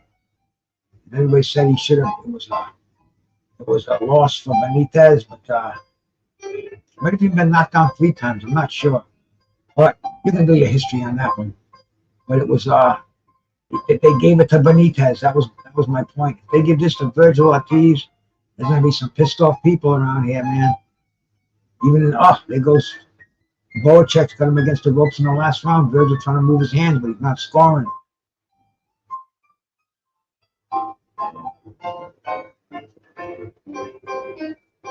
You know, if Vergil raises his hands when this fight's over, I'm going to have a little bit of controversy. Bobby Doc, what's he doing? Checking the glove. What the fuck, man? Time out. They got to put some more tape on that glove. A little glove gate action here. Watch out, you don't put some egg weights in there, maybe. Okay. Now watch Vergil. Boom! Right hand, and Bohachuk is out. And the referee's counting over him. The fans are going crazy. But now they should unload on each other. This is where you impress. This is where you win and you lose a fight right now. You put it in the judges' minds. Bobby Doc breaking them apart. We're down to about 1:10 to go in this fight.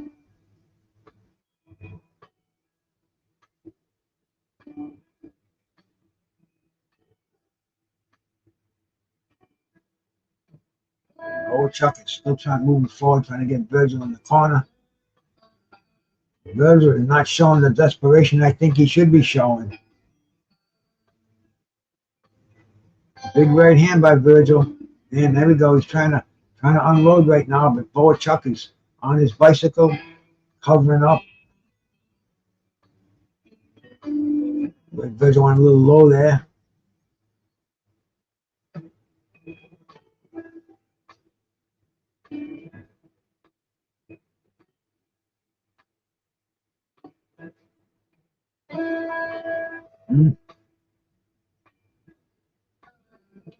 Close fight. Going right down to the wire. It's going to be interesting to see how the judges call this one.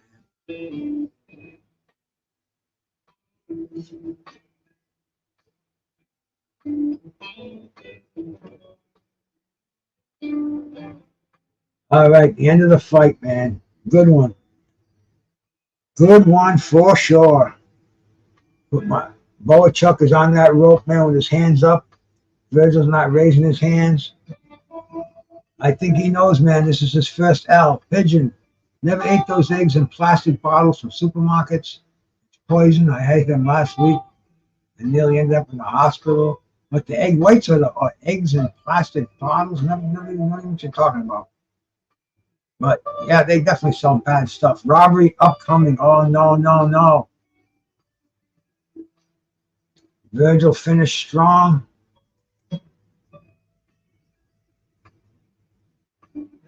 He finished all right. I want to see what the judges have to say here, man. This is one of the most exciting scorecards we've been hearing in a while. What do you think, technique? You give this fight to Vergil? And Hollow Davis and still interim.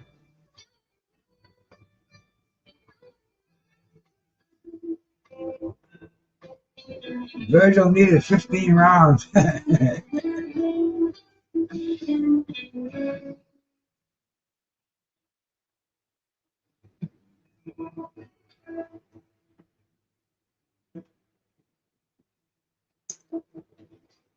I'm going to say, using my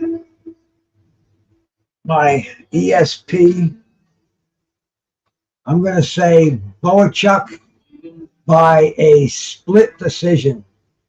I'll bet somebody gave it to Vergil.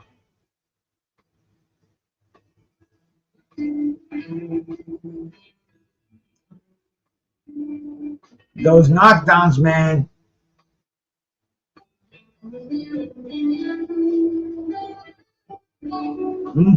One of the announcers is saying he thought Vergil was in control most of the fight.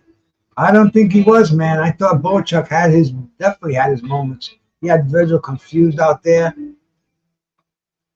This is going to be an interesting.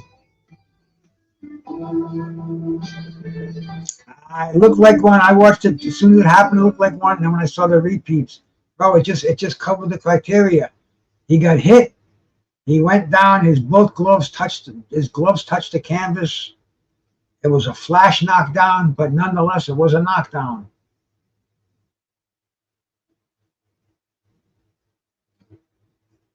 But this is going to be an interesting decision, and you got 3 judges, and all these judges have got controversy fucking running up their fucking asses, man. Here we go. Everybody's going to be shutting up and listening right now. There we go, El Harvey. Here we go, man. Max DeLuca scored a draw, 113-113. Sutherland and Weisfeld had it 114-112. And still, oh no, motherfucker. Oh my God, motherfucker. Oh man. Unbelievable, man. Unbelievable. What the hell fight are they watching? Did I not say Wilfred Benitez against Bruce Curry at the fucking at Madison Square Garden? Some booze.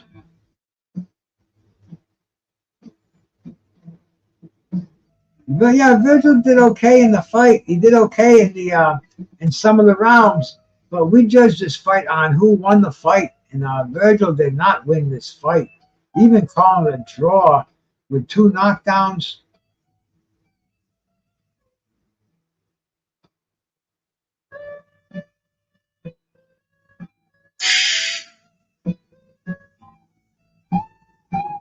This.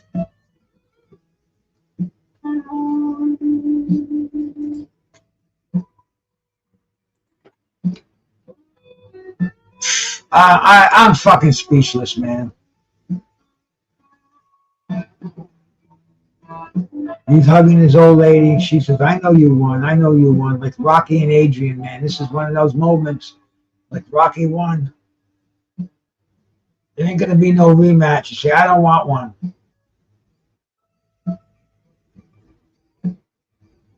Yeah, it ain't Turkey's fault. It's those judges, man.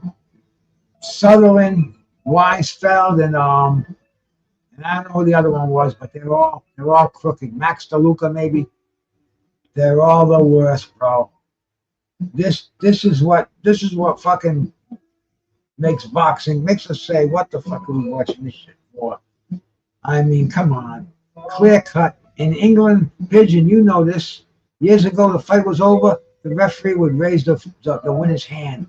No judges. The ref saw the fight. Ref would raise his hand. I've seen it happen so many times. I used to watch all the fights from England, from UK. That's the way they did it, man. And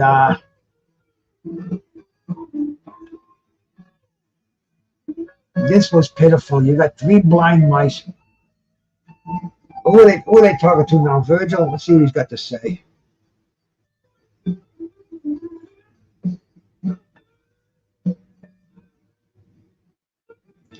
It's finally paid off.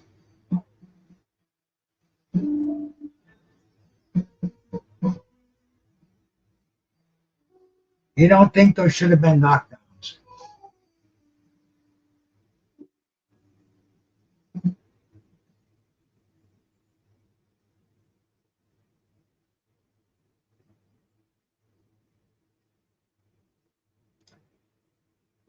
Oh, you should read all the comments in my chat there, Vergil. You're the best in the world.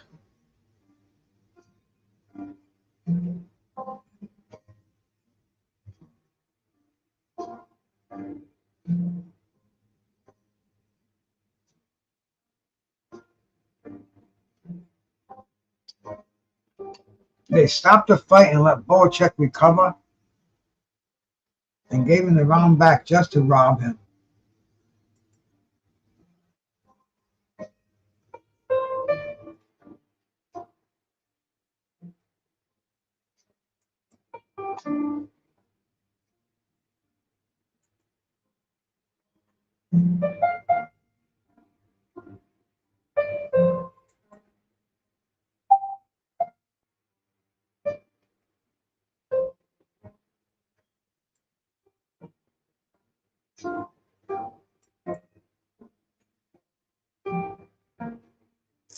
No. Nobody wants to see that.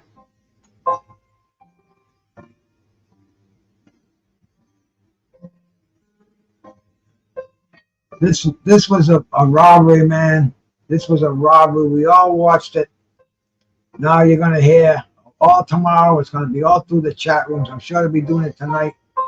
I think I'm going to go to bed. I think I've had enough boxing today. It's 20 of midnight.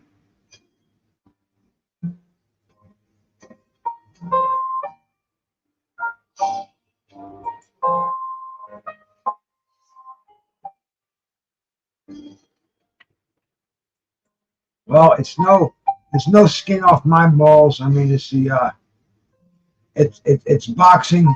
We saw a great fight until the end.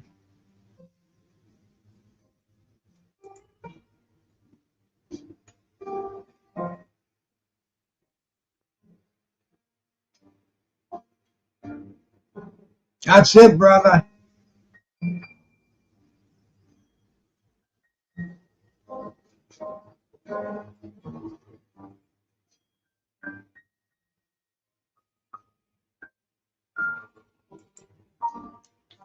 El Javi, bro, thanks for coming by, man. Peace to you, brother.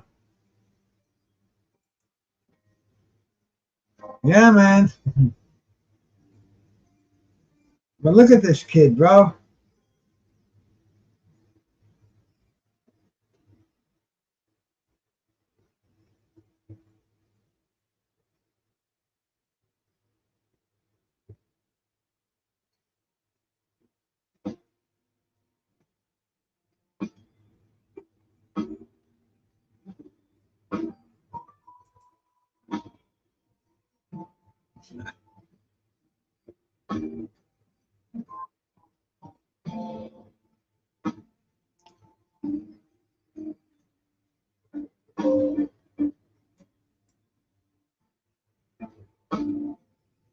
Cool stuff, man. I'm listening to Oscar right now.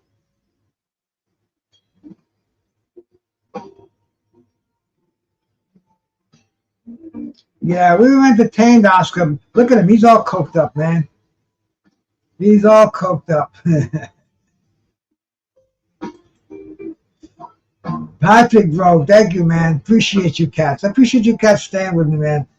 You know, after I do this, I go look at my analytics, and I always see like it says average amount of time stayed, and you know, I get maybe 100 to it, however many people that came in and watch it, but then I get like 17, 18 minutes of the average time watched, and that's like you take all the 100 people, and you put the people who just came in and shouted me out and see you later, and you cats who stayed the whole thing, man. It's cool doing it, bro. It's cool. It just it makes it all worth it, and I appreciate it. And great boxing. Time for me to go put the dog out, man. It's been a blast. Tomorrow, I don't know what's going on, but tomorrow night I usually go over and do the old timers show over at